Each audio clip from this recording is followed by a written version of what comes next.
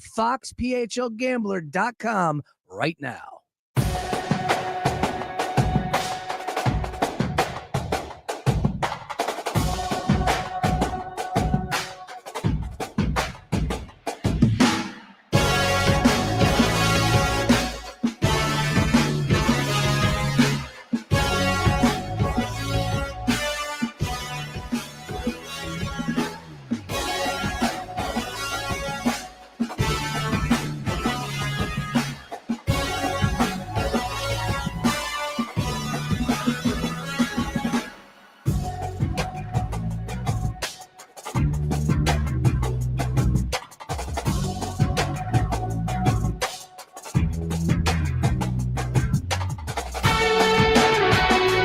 Yes, indeed, and away we go. Good afternoon, everybody. It is the Daily Ticket. I am Sean Brace, and the Phillies are getting smoked right now in the seventh inning. Game one of a doubleheader right here at home, Citizens Bank Park. Of course, we got a little fireworks action going off tonight. And, 4th of July.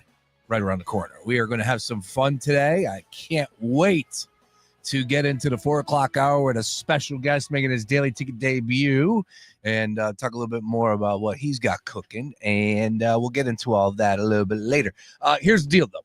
Today was a Kyle Schwarber day.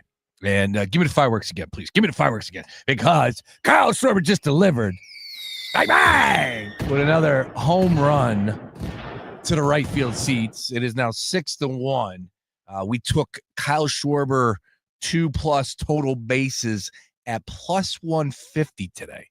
That was how we got the party started earlier today on the DraftKings app. And when I saw that number, jumped right at it. I also said, you know what? Let's just keep it simple, stupid, right? KISS.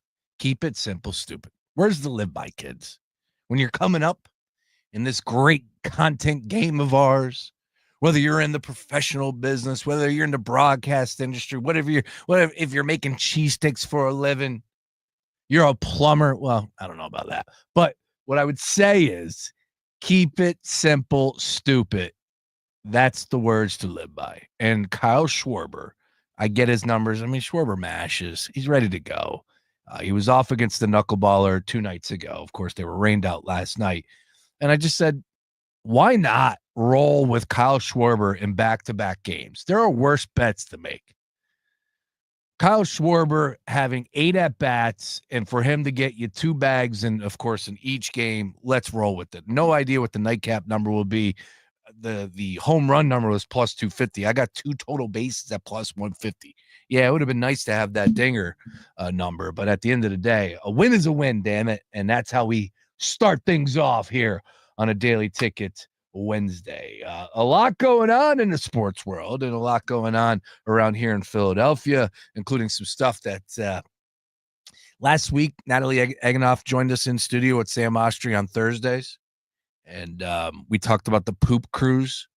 I think we need to come up with something like that that's happening right now in Philadelphia with all the trash not being picked up. So we're going to discuss a little later today things that we can't live without, services that you think you're all right with, but if they're not there when you need them the most, you're going to go through hell. And right now, all that trash being piled up before 4th of July weekend, not a good scene, not a good sight right now for the city of Philadelphia. We'll talk a little bit more about that. Big breaking news story of the day. It seems like the New York Knicks got their man. And it's looking like Mike Brown, 2-time coach of the year, will be the new head coach for the New York Knicks. Now, there's a few ways that we can go about this, and let's just start with this. Do they have a good coach? Yes. Yeah. I'd love to sit here and say that, it's a new guy. It's a rookie coach. He has no idea what he's in for. Mike Brown has been around the league for a long, long time. And New York media, New York fans, of course, the mentality of you must win every game. Bottom line is Brown has been around the sun and then some.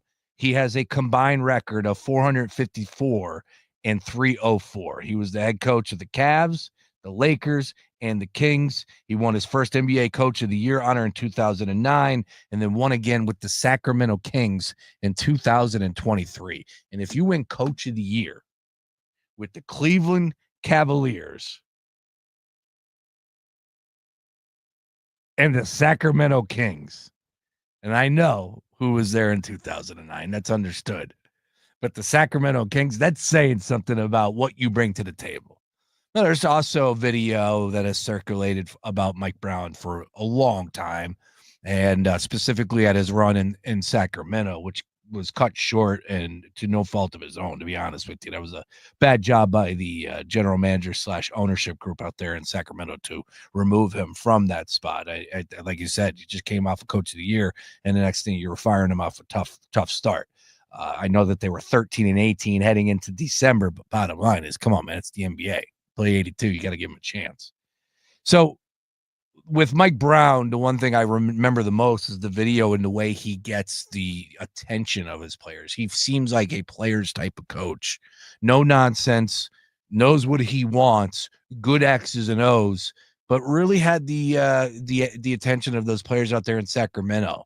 And as I said, teams won in Sacramento.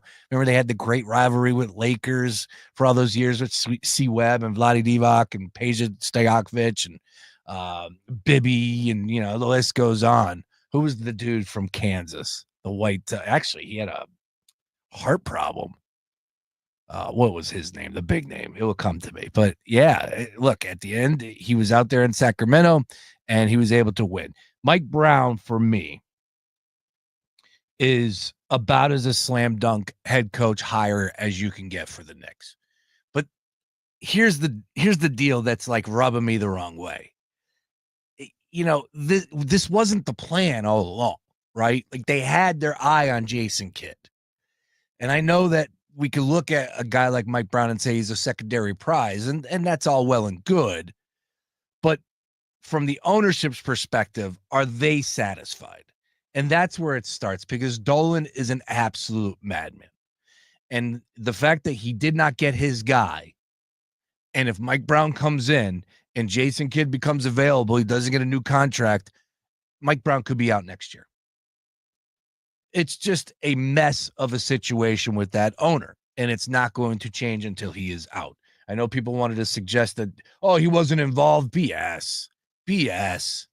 I think Cowherd put out the idea that, again, they were behind the Spear out there in Las Vegas. MSG runs it. So Dolan was concentrating on that.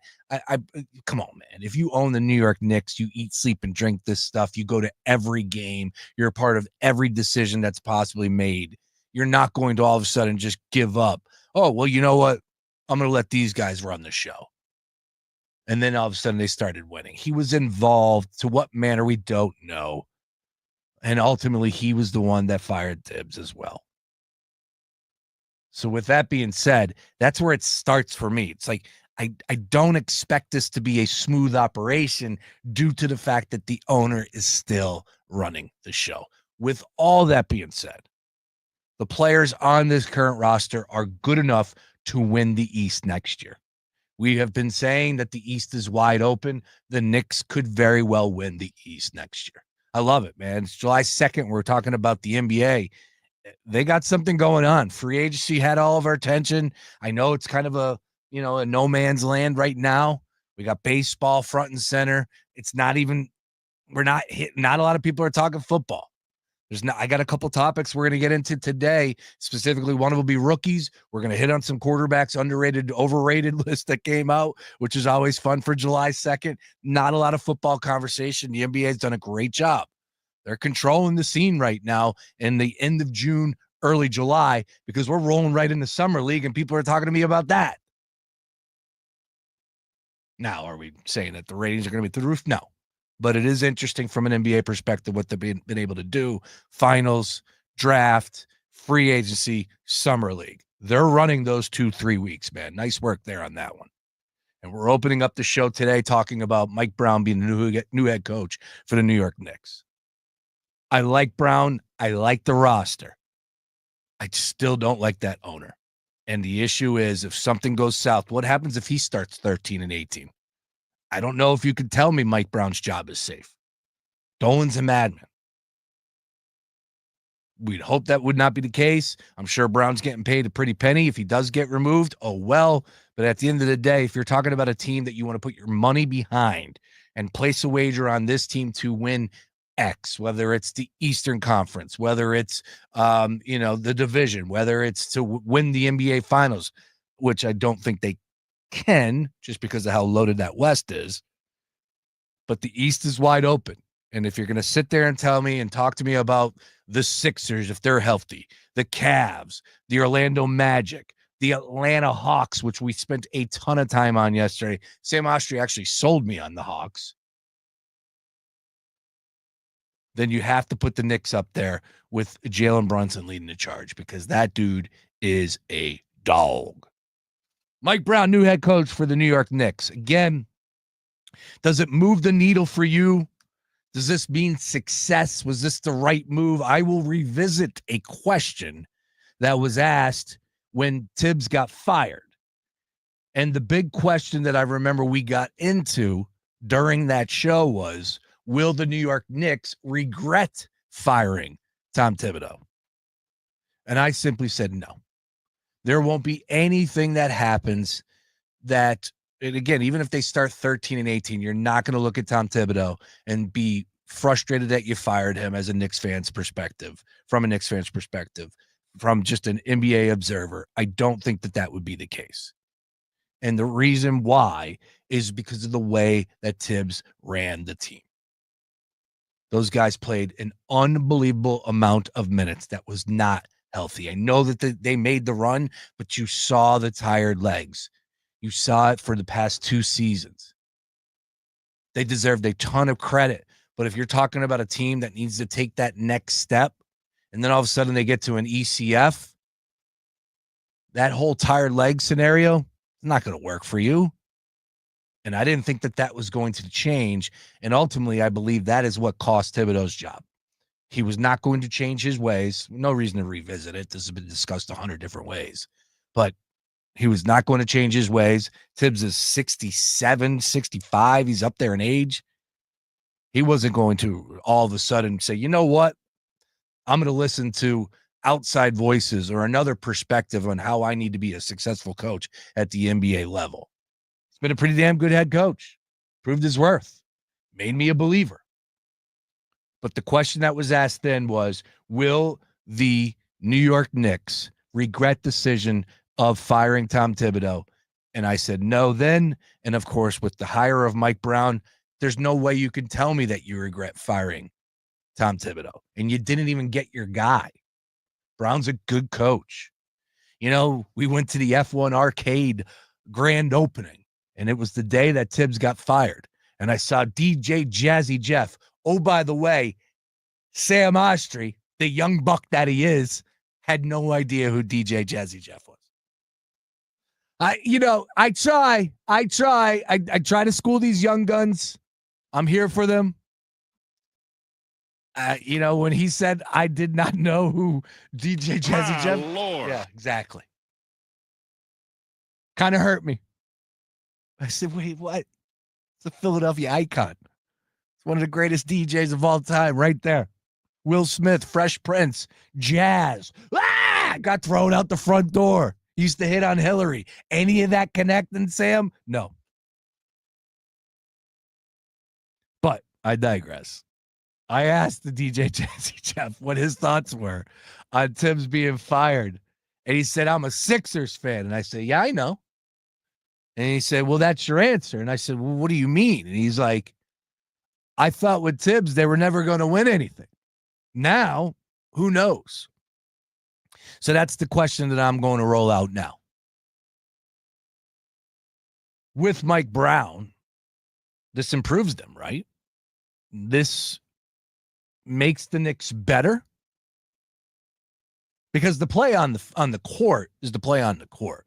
They were able to solidify somewhat more of a bench. We got into a little bit of that discussion yesterday with Sam, where they targeted Jordan Clarkson. They were able to get Yabusele. So now they beefed up their bench, which was their number one issue. Again, tired legs, short rotation, And you just needed a little bit more from the players not named Brunson, Josh Hart, Cat. And with going out and getting some new free agents out there that are going to help that bench, that's only going to make life easier for those guys. Getting rid of Cat was never the answer for me. But Mike Brown, new head coach of the New York Knicks, changes things up to the point that, okay, this guy knows what it takes to win. Two-time coach of the year. He's going to connect with his players so that he's going to handle the ebbs and flows of being the head coach of the New York Knicks. And I just look at right now from what DJ Jazzy Jeff said to me, I think he was on to something. As a Sixers fan, I'd almost rather Tibbs to be the head coach still. They were flawed. I'm not so sure that that's going to be the case with Mike Brown in there. Plus 285 right now to win the Eastern Conference. Cavs plus 250, Knicks plus 285, Magic plus 550, Sixers 11-1, Celtics 11-1, Bucks 12-1. Is anybody buying any of the Sixer stock right now? I can't even sell it. I can't sell it. It's so frustrating. But I spilled my bucket of frustration yesterday, and I choose not to do that 2 days in a row about the 76ers. Again, I'm very pessimistic about the upcoming season as far as health is concerned. We're going to be praying to the Lord above about Joel Embiid, the big man, and, of course, Paul George, 35 years old. But if that's the 2 out of 5 as far as the starting lineup is concerned, we are going to have issues. And it is. It will be. But here they come. Play the song. My Lord. All right, here's the deal. Let's update it, ladies and gentlemen. What do you say? Those Fightins doing a little of that down there in the South Philly Heat. 6-3 currently in the 7th inning as we speak. What do you say we take a look at the live action here, Tracy? What do you say? Currently, you can get the Phillies at plus 740 to win this game. It's in the 7th inning.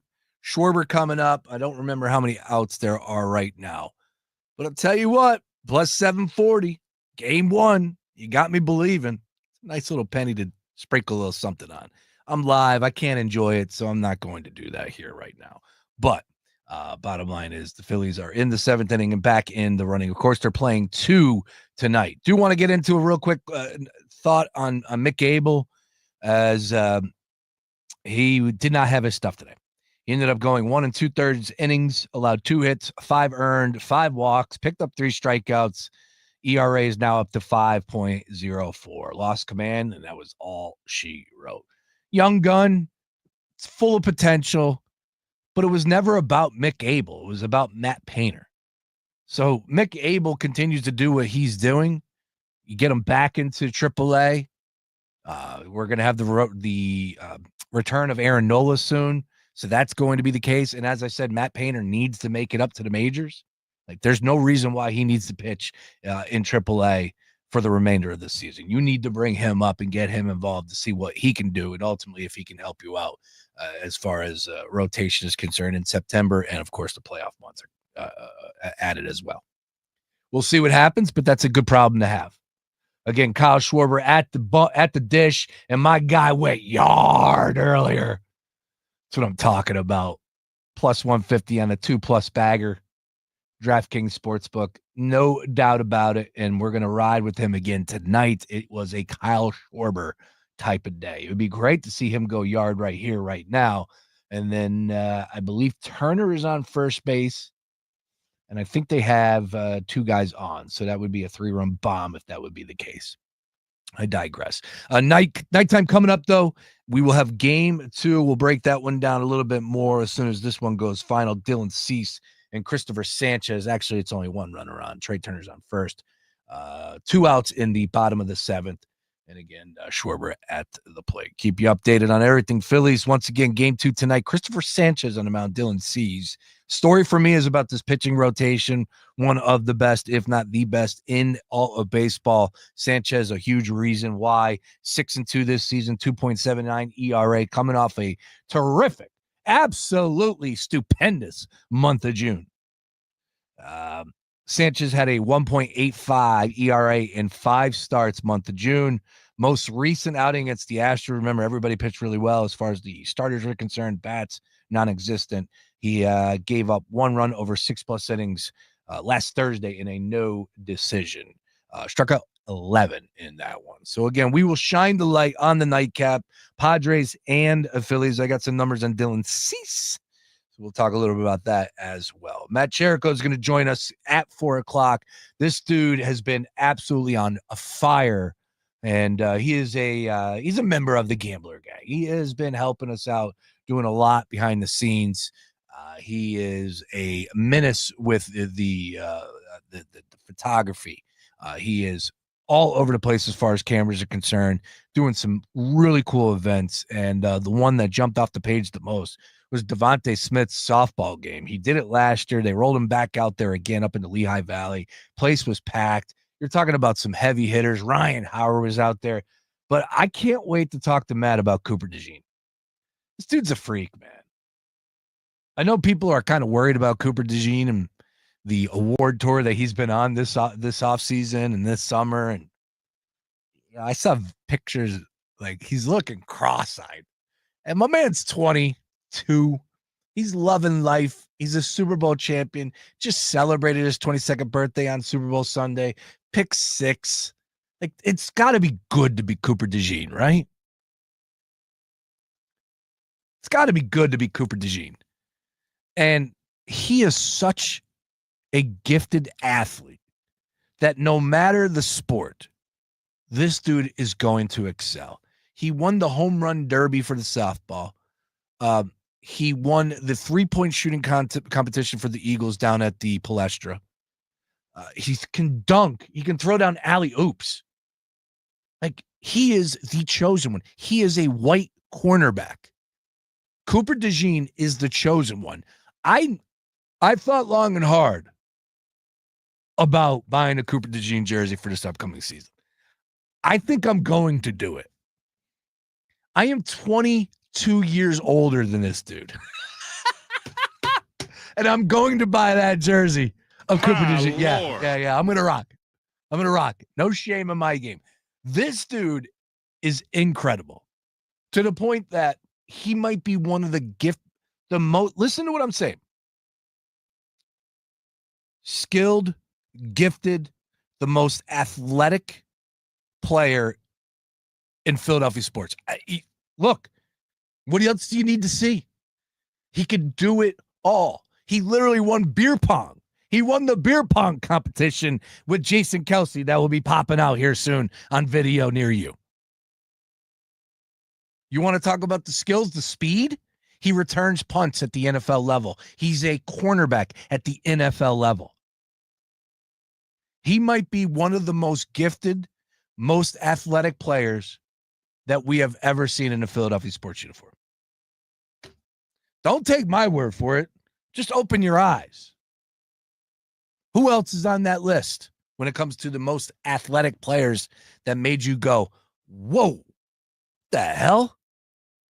Cooper DeJean is doing it right now. We'll have fun with that conversation. A lot to get to. As I said, Matt's going to join us at 4 o'clock. So many cool things happened at that softball deal. And Devontae Smith really making a name for himself, talking about the rookies, some good stuff there.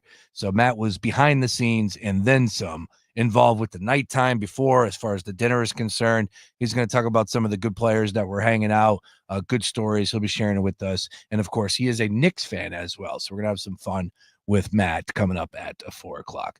A lot of fun coming your way. Trust me when I tell you, we're going to talk some racing movies. There's some controversy on my timeline when we're discussing some of the better racing movies of all time.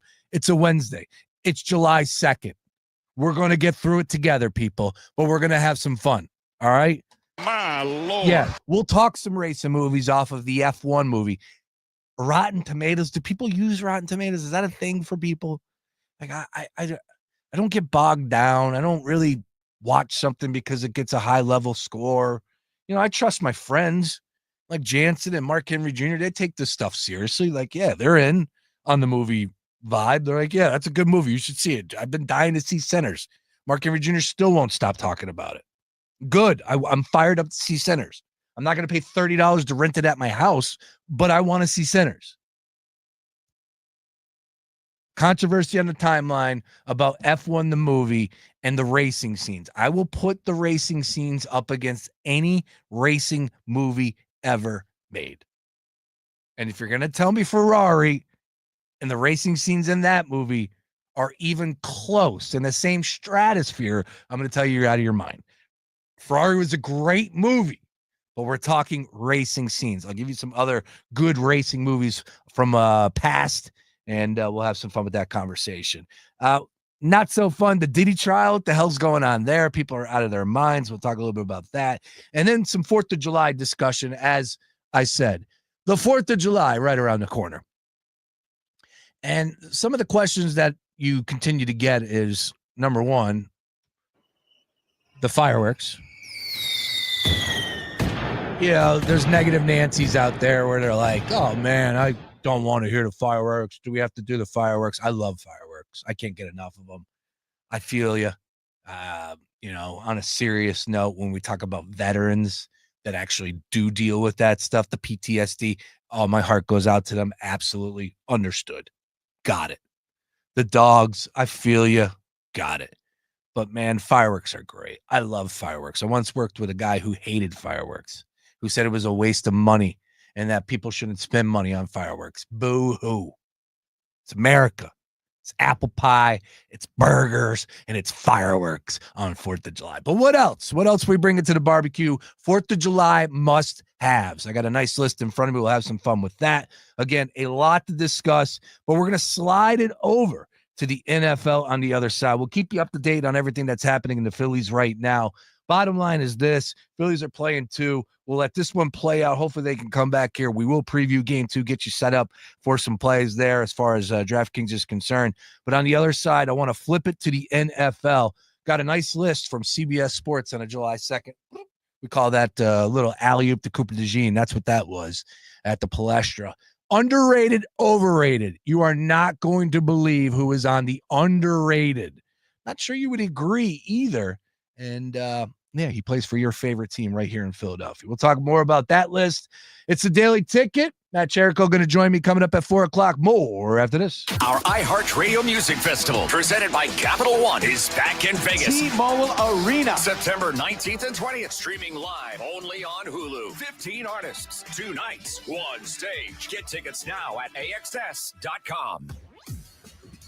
Capital One is the proud presenting partner of iHeartRadio Music Festival, bringing great products, rewards, and services to its customers. What's in your wallet?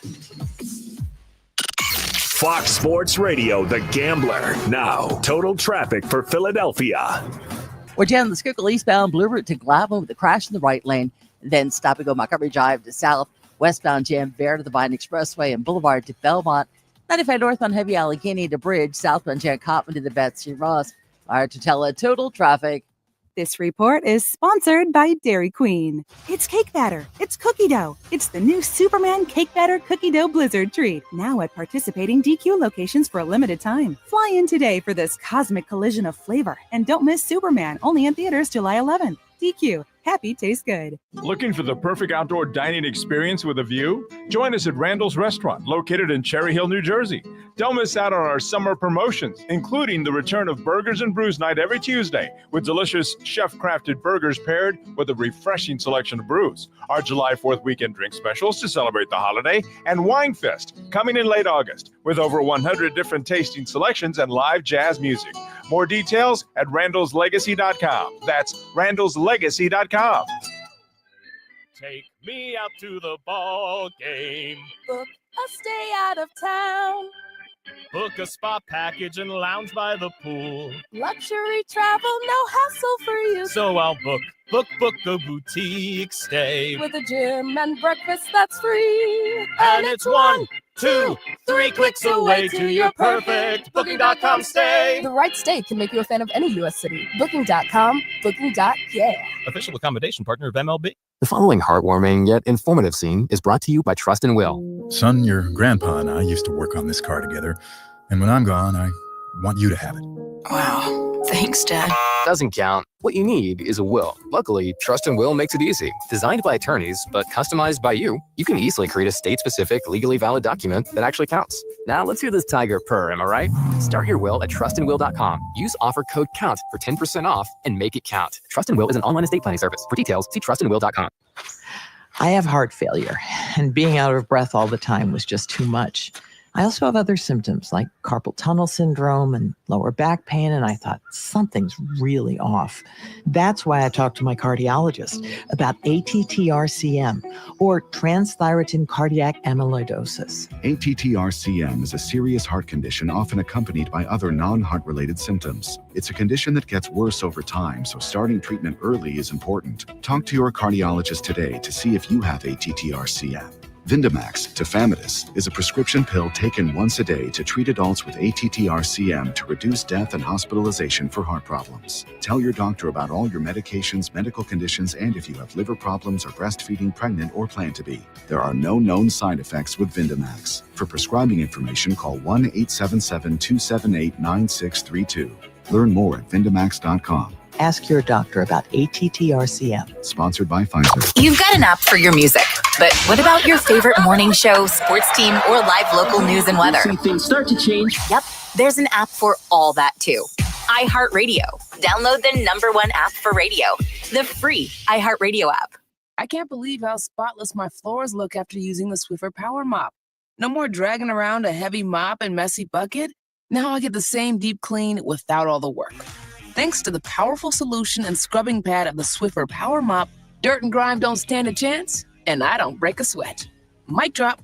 Mop drop. Swiffer Power Mop. Swiffer Power Mop. A smarter way to mop. Try it or your money back. Do you own or manage a business here in Philadelphia? Are you unsure where to start when it comes to advertising? Well, here's a surprise. Fox Sports The Gambler, your local iHeart station, is the one place you can get it all. Hey, it's Sean Brace, and we can help with everything from radio and podcast ads to social media and digital. And we can even get local voices like mine spreading the word about your business. So if you're looking for someone to take care of it all, do yourself a favor right now. Call 844-844-iHeart or visit iHeartAdvertising.com today. Hey, man, you all right? Need me to call 911? No, call Top Dog Law. Get top dollar for your accident at topdoglaw.com. Once again, that's topdoglaw.com. Summertime is here, and who needs a cool grand in their hand? Fox Sports The Gambler has you covered. Listen weekdays from 9 a.m. to 5 p.m. and at the top of every hour for your shot to win $1,000. Once you hear the keyword for that hour, get on over to foxphlgambler.com and enter to win a grand in your hand. Once again, that's 9 times a day for your chance to win $1,000. Nobody does it like Fox Sports The Gambler in Philly. In the podcast, The United States of Kennedy, 2 Kennedy-obsessed hosts with contrasting perspectives take a deep dive into the Kennedy family's impact, good and bad, on American culture. This week, we're talking about Teddy Kennedy and Chappaquiddick. There's the official record, and then there's a lot of other theories about what happened that night, and I have my own. Listen on America's #1 podcast network, iHeart. Follow The United States of Kennedy and start listening on the free iHeartRadio app today. Discover the 4th of July sale at Target. Save 20% on clothing and swimwear for women, select cookies with Target Circle, and up to 50% off Sun Squad sporting goods. Get ready for a fireworks-worthy celebration with patriotic cookies, fun sports gear, and of course, spectacular fits. The deals end July 5th, so hurry and get 20% off apparel, select cookies with Target Circle, and 50% off Sun Squad sports gear, only at Target. Restrictions apply. If you love deals, you'll love this. Prime Day is lasting 4 days this year. That's 4 days of unbelievable deals in every category you can think of, so you can save big on everything you're into. Shop Prime Day, July 8th through the 11th. Hey, this is Lincoln Kennedy. Here's what's trending on the iHeart Sports Network. Presented by Mercedes-Benz. Penn is a racing school record set by transgender swimmer Leah Thomas and apologizing to her competitors to avoid losing federal funding. Phils and Padres are playing a day-night doubleheader after being rained out last night. Christopher Sanchez will start the nightcap for Philly. And legendary acrobat Red Panda is recovering from injuries suffered from a fall from her unicycle while performing during a WNBA game last night. I'm Scott Davidson. The Mercedes-Benz Dream to 2025 E-Class, CLE Coupe, C-Class, and EQE Sedan. Hurry in now through July 31st. Visit your local authorized dealer or learn more at mbusa.com/dream.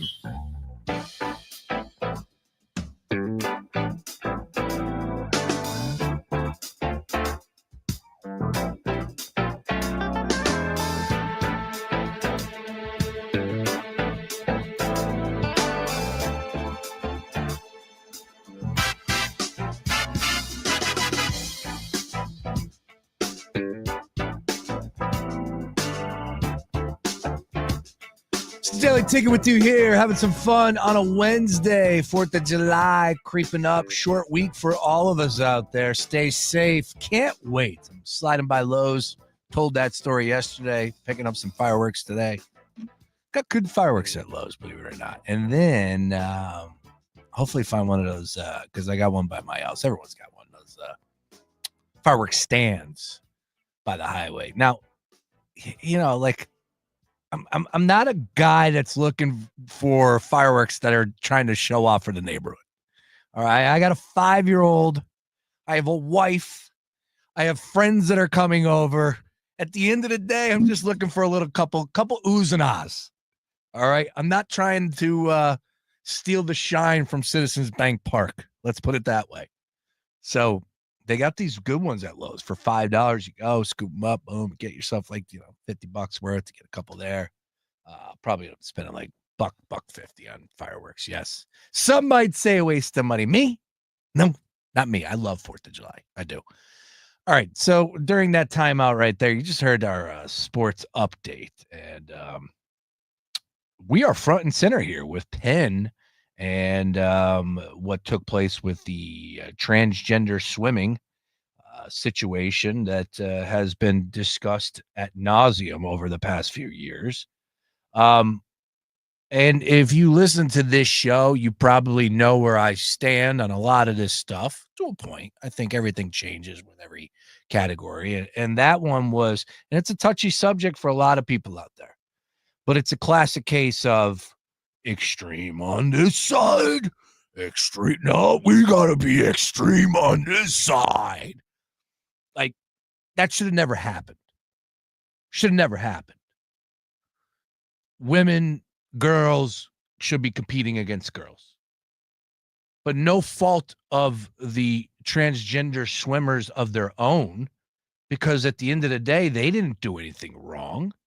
They're a human being. They want to compete, and they got an opportunity to do so. Like, this is the problem. We need leaders. We don't need winners. We need leaders. We need leadership. We lack leadership. And the extremes are just so, like, too much. So now, again, like, I am fine with, like, I probably would have been all right with keeping the record book as is. Let's move on. Let's ban and make sure that can never happen again. It's women versus women, girls versus girls, men versus men. Like the gymnast was getting killed because she put it out there, and she said it. Like, we need category. We need to show or give the opportunity for these transgender competitors to compete against each other. Create it. It needs to happen. Why has that not happened? These are human beings. Let them compete against each other. I know that there's only a handful out there. Sorry. It's just the way it's got to play out. Like, the common sense, that should have never happened. And as a father of a daughter, are you kidding me? Put yourself in that shoes as a dad. And again, like I said, the extreme where now we got to make this issue the one single issue where how many transgender athletes are out there? Well, if it's 1, 2, that's too many. All right, you win. See, I'm a guy that likes to problem solve. I want to solve the problems. I don't want to argue. I'm not trying to win an argument on Twitter. I'm not trying to be on TV going back. No.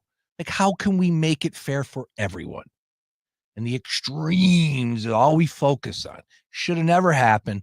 But now we got to apologize. We're withholding federal money. It's crazy. And that was front and center yesterday on ESPN, The Crawl. Every single outlet had the post up. And of course, you just heard it right there.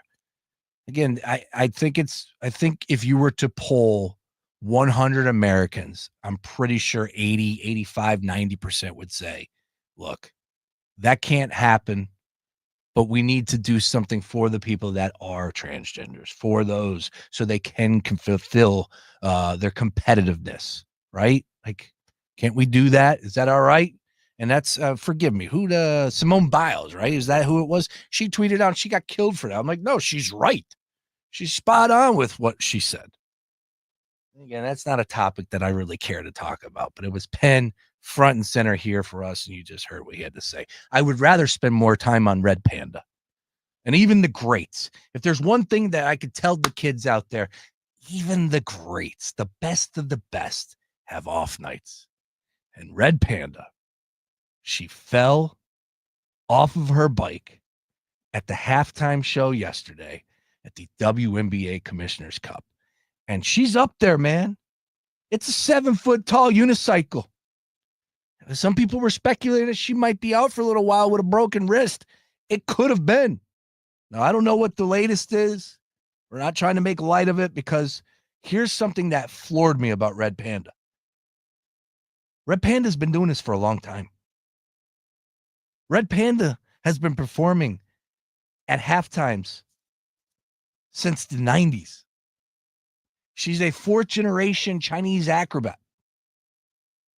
She has a legendary presence in the world of basketball. I got people on my timeline saying she needs to go to Springfield. That's where the Hall of Fame is. I'm not here to argue that. She's 50 plus. I don't know the exact age, but she's 50 plus, riding a 7-foot unicycle, throwing up bowls on her head and catching them. How is that even possible? But even the greats have off nights. Even the greats sometimes swing and miss. Even the greats take that final 3-pointer at the buzzer and miss. But the point is, you got to get back up. You got to get back out there. And I would fully expect that Red Panda will be performing at a halftime near you coming up for this NBA season. Red Panda, a true legend that we are wishing nothing but the best. A full recovery. Jeez. I didn't watch any of that WNBA Commissioner Cup last night. No Caitlin Clark, so I didn't really tune in too much, but there was a big upset, Indiana Fever. And I believe that the last 3 years, the Commissioner Cup's champion has gone on to win the WNBA. So how about that? You want to take a piece of that pie? Get on over to DraftKings to see what they have to offer for the. Let's take a look at that, because I don't really consume myself. Got too much going on in my world. Futures here. Indiana Fever 5-1. So they're looked at as a legit contender. Now, of course, a lot has to do with the fact that Caitlin Clark plays for them, right? Aces are plus 1,400. I know that they're struggling. The Liberty plus 150. See, and this is, people are saying that we should be the Liberty. We got to use the Liberty Bell, but the New York Liberty with the Statue of Liberty. Come on, man. That was a good one. I don't think we need to go down that path for our team name here in Philadelphia. Just stay away from the Liberty Bells. Stay away from anything Liberty. Give it to them. There are plenty of good people out there that have some creative juices going through their body. And I would assume we're going to come up with a good name. Probably going to be the Freedom, right? Philadelphia Freedom. Anyways. All right, keeping it moving here. Once again, the Phillies in action right now, still trailing 6-3. We'll update that game as it goes along. And on top of that, we will look at game 2. I got Matt Chirico. He's going to join me in a studio. I know he said, I want to make sure that I'm pronouncing his last name right, because he said it was like the wrestler, Jericho, but it's with a CH, so I believe it's Chirico. He's going to be joining me coming up here at 4 o'clock. The dude is on the rise. He's crushing it. He's a part of the Gambler Gang. Yeah, he's an honorary member. He helps us out behind the scenes. And I've been trying to find ways to get him on the microphone. Very passionate and damn good at what he does. So he's going to be joining me in studio coming up here at 4 o'clock. Looking forward to discussing some of the things. And as I said, big news in the sports world. The New York Knicks hired Mike Brown. Well, it's set to be him. They didn't officially make the hire just yet, to my knowledge. On my way in, I saw that was the case on ESPN. Not sure if it has happened just yet, but it's going to be him. That's the rumor. So they got their guy in Mike Brown, 2-time coach of the year, has been around the block and then some, multiple franchises. So at the end of the day, I tip my cap to the New York Knicks. They got themselves a good coach and probably will be better off for it. Tibbs got a raw deal, but hey, man, he's paid very well to ride off into the sunset and go sit on a beach somewhere. All right, over to the NFL if we could. And some of the things that I love to look at are quarterbacks, especially this time of year, right? And you go around the league, and I want new blood. I always say that I can't wait for new blood as far as the AFC is concerned. When we look at some of the quarterbacks there, I want some new blood to rise up, and I'm begging a guy like Drake May to show us that he is capable of taking that next step with the Patriots. I'm hopeful that Justin Herbert isn't as bad. It's so funny how much you mention that name and immediately, like, the hair on your back stands up because you're like, man, Sean Bernard's going to tweet me. He's going to text me and he's going to like say something crazy and he's going to be right because Justin Herbert has folded under pressure in a playoff game. But Justin Herbert is also what, 26? Like, are we really going to bury Justin Herbert and say he's 27 years old? Like, that's it? He just turned 27. He's not going to be worth a damn. Harbaugh is his coach. He's won a playoff game. Like, there is plenty to like about Justin Herbert. Can we see him take a step up? Or will ultimately he just be, the way Sean Bernard views him, and a terrible quarterback? I don't agree with that, but we'll see. Again, I want new blood. And in the NFL, we look at the quarterbacks and we're hopeful about the new blood, no doubt about that. But I saw this list that came out on CBSSports.com, and they talk about underrated and overrated quarterbacks right here, right now. And the reason why this list caught my attention is not because of the overrated, but the underrated.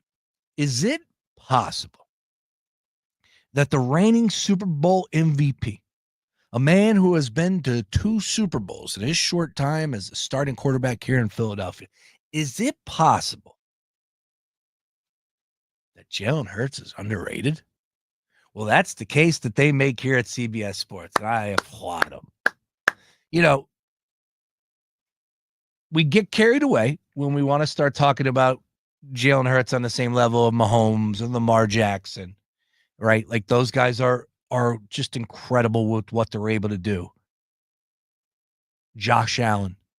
But for my money, I would put Jalen Hurts in that conversation. I would probably have those guys in front of him, but Jalen Hurts is a top 5, lock it down, no ifs, ands, buts about it, quarterback in the NFL. And if you don't have him on your list, you're doing it because of you want the clicks, you want the attention. A lot like Joel Embiid, when you mention Jalen Hurts, it gets the conversation going. But is this too much in a positive manner? Underrated? How is that even possible? Well, CBS Sports, thanks for asking. They go on to say, it sure seems like it. You won't find anyone who puts up a fight when you mention Lamar Jackson, Joe Burrow, Josh Allen, and list of elite quarterbacks. Throw Hurts' name in there. However, all of a sudden you're clawing for your life. Now, since when did gaudy stats and pretty highlights mean more than, winning games that matter? Hurts played more of a background role in the Philadelphia Eagles' historic Super Bowl run, but too many people forget he's now given 2 championship caliber performances at that stage, and he's still just 26. He may not be flawless, but he's close to inevitable. The background performance. See, I don't follow that. I don't vibe with that. Like, if Jalen Hurts didn't play the way Jalen Hurts needed to play, they're not winning a Super Bowl. They're not getting to a Super Bowl. If you inserted whatever backup quarterback was on the roster at that point in time, if you wanted to take another quarterback from whatever team out there and have some fantasy, football with it, Like, they're not winning the Super Bowl. Jalen Hurts was able to pick up the tough yards. Remember that scamper against the Rams, right? Like, did he play a great game in that? No, the conditions were terrible. But Jalen Hurts did enough. Played his game. Led his offense. So I don't really agree with, well, played more of a background role. That doesn't sit right with me. As the Phillies score another one here in the fourth inning, or the ninth inning. 2 outs in the bottom of the ninth, 6-4 ball game. Brandon Marsh with a base hit there, though. Hey, we got 2 runners on, so a base knock wins the ball game. Holy cow! Let's see what we got here. Little live action, Tracy. Let's pull up on DraftKings, see what they're showing here. We were checking earlier, it's plus 740 here. I know I'm kind of all over the place, but this is, if I'm not mistaken, I did see him go to the on deck circle. No, Turner. So it goes Turner and then goes Schwarber here. So 6-4 ball game, 2 outs, bottom of the ninth. Suarez in there for the Padres. Turner 1 for 3 on the day. He's got 11 bombs on the season. If he hits one here to make it 12, his second home run at home. Get down. Oh, my God. Brandon Marsh just got thrown out. Oh, my God. Brandon Marsh just got thrown out. Brandon Marsh just made one of the most boneheaded decisions that I could remember. And I'm not overstating that. Brandon Marsh decided to haul to third base for no reason whatsoever on a Trey Turner base hit with 2 outs in the ninth. And Jackson Merrill guns him down on a beautiful tag by Manny Machado. And there was zero reason to do that. That was one of the worst base running decisions that I can remember. And I'm not overstating it. It's simple. It's Little League. It really is. There's nothing to gain with you being on third base. You're not even the tying run. You're down 2 runs. At the end of the day, you mean something, but you don't mean anything. Now, there is a challenge. Did he get him? Oh, Brandon Marsh, what are you doing, dude? Oh, he doesn't get him. Oh, wow. I don't think he got him. That's insane. Yeah, you have to challenge it. I don't think Manny is so slick. He went up and showed the ump like he did. I don't think he got him. But what a bonehead decision by Brandon Marsh. Are you that much of a rockhead? Are you like, you look like a caveman? Are you that much of a caveman to not realize that this is the 9th inning? You have Kyle Schwarber coming up to the dish, and a runner and 2 runners will be on, and of course a home run would win it. And you get thrown out of third base, which means squat. Now, the manager's challenge, I believe people are reacting in a very favorable manner down there at Citizens Bank Park. And I think he is going to be very lucky. Throw comes in. Machado has to come off the bag. He gets it. And almost the bottom of his spike was like maybe the ankle. Call overturned. Brandon Marsh now slapping himself upside the helmet with excitement. And, of course, realizing that, yeah, you can't get thrown out there. Wow. Is he lucky? And him and Machado are having words right now. Oh, that's funny. That is funny. All right, we got ourselves some drama down there at Citizens Bank Park. I'm sure the chat's having some fun with that one. All right, here's the deal. Okay, take a quick time out. We got Schwarber at the dish, bottom of the ninth. 2 outs, 4 o'clock hour. Matt Chirico is going to join me on the other side. It's a Daily Ticket. More after this. It's It's the Daily Ticket with Sean Brace, 3 to 6 p.m. Monday to Friday. Philly is getting a WNBA team. Finally, it's happening. Now, for years, we've wondered why. Of all places, Philadelphia didn't have an expansion team? Well, my guess was the venue situation. And with Josh Harris owning the new team, that assumption proved correct. A new arena, new team coming in 2030.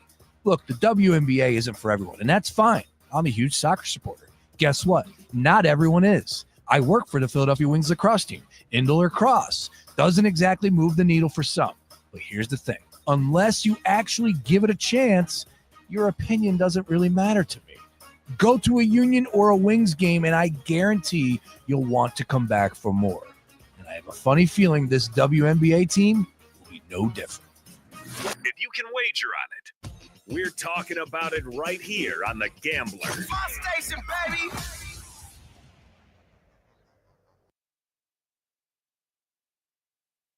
Now, total traffic for Philadelphia. Which end the Schuylkill westbound Vare to the Biden Expressway and Boulevard to Belmont. Eastbound stop and go 202 to Belmont from an earlier crash. Then jam Montgomery to the Vine Expressway. 95 northbound backed up Broad to Penn's Landing and Girard to Bridge. Lara Tutela, total traffic.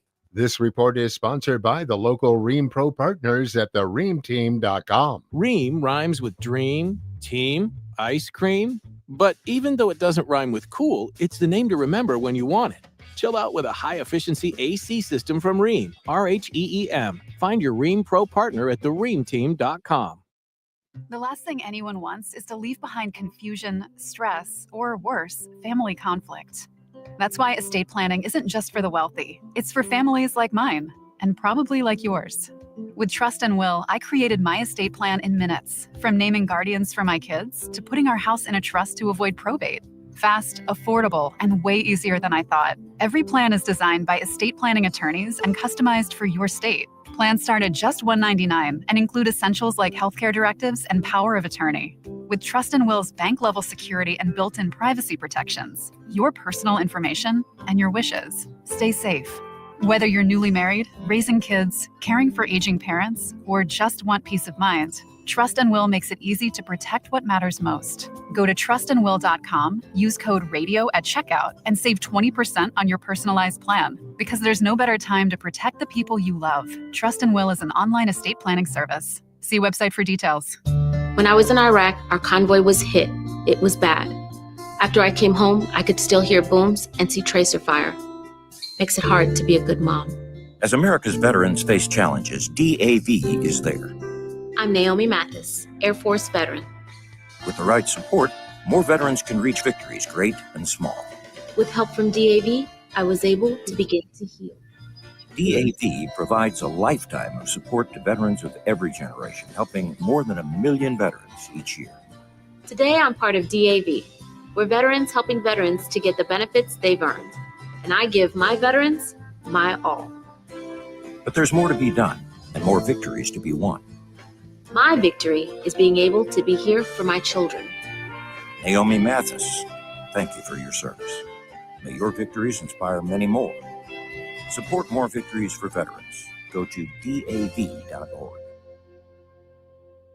Hey there, history fans. iHeartRadio brings you a brand new history podcast. It's called American History Hotline, where you ask the question, what is political technology? Did George Washington really cut down a cherry tree? Were JFK and Marilyn Monroe having an affair? And American History Hotline gets to the bottom of it. I'm so glad you asked me this question. This is such a ridiculous story that we tell ourselves because we don't want to know the real story. Open your free iHeartRadio app. Search American History Hotline and listen now.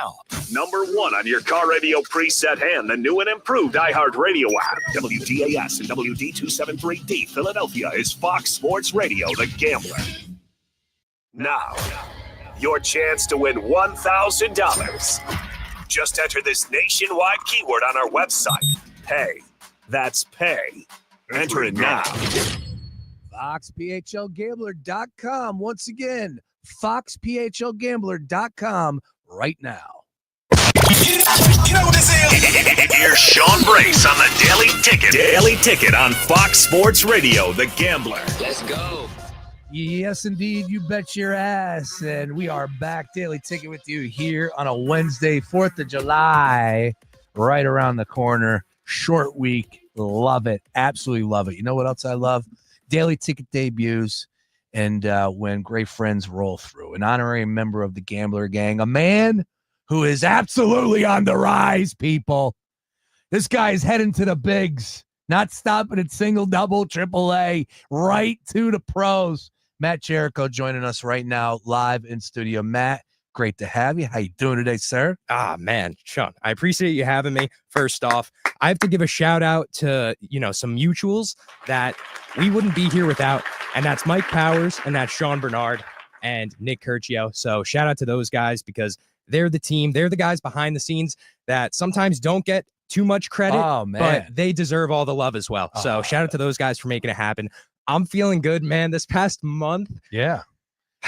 You're crushing it. Dude, I'm tired. I can't lie to you. I'm tired. I'm tired, man. But you know what? There's been such a high to everything that's been going on. Mm-hmm. And I continue to say, I'm so blessed to be in the situation I'm in because I used to literally dream of times like this. So to come off a month where, I got to go to Cincinnati, got to go to Atlanta, got to see Fanatics Fest, all my favorite athletes, and then I cap it off with Devontae Smith's benefit this past weekend. You really it's like some WWE scripted type stuff. I can't even believe it. Yeah, look, it's you're putting yourself in those positions, right? There's definitely an ounce of luck in everything, whether teams win a championship, whatever happens, right? There's always some sort of luck, but at the end of the day, you make your luck, right? And I have been watching you now for a little while. We met, 2 years ago, a year ago, whatever it was. Yep. A long time ago, it feels like, and was just blown away. I remember going, wow, he's too good. He's too good. And so I was like, all right, maybe I would love to get him involved, but damn, he is really good. And it's just no surprise of what you're doing. And again, last year was the first time that Devontae Smith softball benefit was really the first time that I saw what you were capable of. And you are a madman with the camera. You are very talented, and it starts there, correct? That's where you're able to at least make your bones, make your way, make your connections because of everything you're able to do behind the lens, correct? Yeah. So essentially, I always, I went to the Connecticut School of Broadcasting right in Cherry Hill, and I always wanted to work in the broadcasting and sports area. Sure. But the thing is obviously, the jobs are very few and far in between. So I was lucky enough as I was wrapping up school, and this is a story that, when people ask how I got here or what do you have to do, I say this isn't something that you can necessarily replicate, but if somebody that hears this can gain a little bit of inspiration into taking that leap for themselves, then that's a win in my book. So essentially I was wrapping up school in Cherry Hill, and I went through a fitness transformation of my own. I was about to graduate, and at the same time, I went from being 370 pounds down to now 210. Wow. And so I went through this fitness transformation. Give you that, man. Give you that right there. Thank you. Jeez, I appreciate it. And so I went through this fitness transformation, and at the tail end of it, this guy comes up to me in the gym, and he's like, hey, man, I've seen you around. My wife has seen you around. And we're just really impressed by, the work that you put in, your work ethic, everything like that. So he wanted to know more about me. He heard that I worked in or wanted to work in sports, and I did broadcasting through one of the managers there. And essentially that guy ended up being part owner of Clear Vision Marketing Group, which I now work for and represents Devontae Smith. Wow. So that was about 3 years ago. And so I finished up school, and for about a year and a half, he kind of just followed what I did. And at the time I was doing my Most Sports podcast, and that really still is the foundation of my roots and Moneyline Madness. Rest in peace to my boy, Andy B, because I still think of that kid and I tag him in all my stuff today, just because I know no matter where I go, that was, what we stemmed from, and he'll always be with me in that sense. Oh, that's dope. Knowing that that's where I came from and everything, I put in this work, and there wasn't anything monetary coming of it. We were gaining following. We had, Shaquille O'Neal was reposting our stuff. We had celebrities, George Lopez. I mean, the most random thing was Slash followed us, and he doesn't follow any other sports platforms but Most Sports. I remember the guitarist, the guitarist, Guns N' Roses, Guns N' Roses. You still look, he still follows us. It's unreal.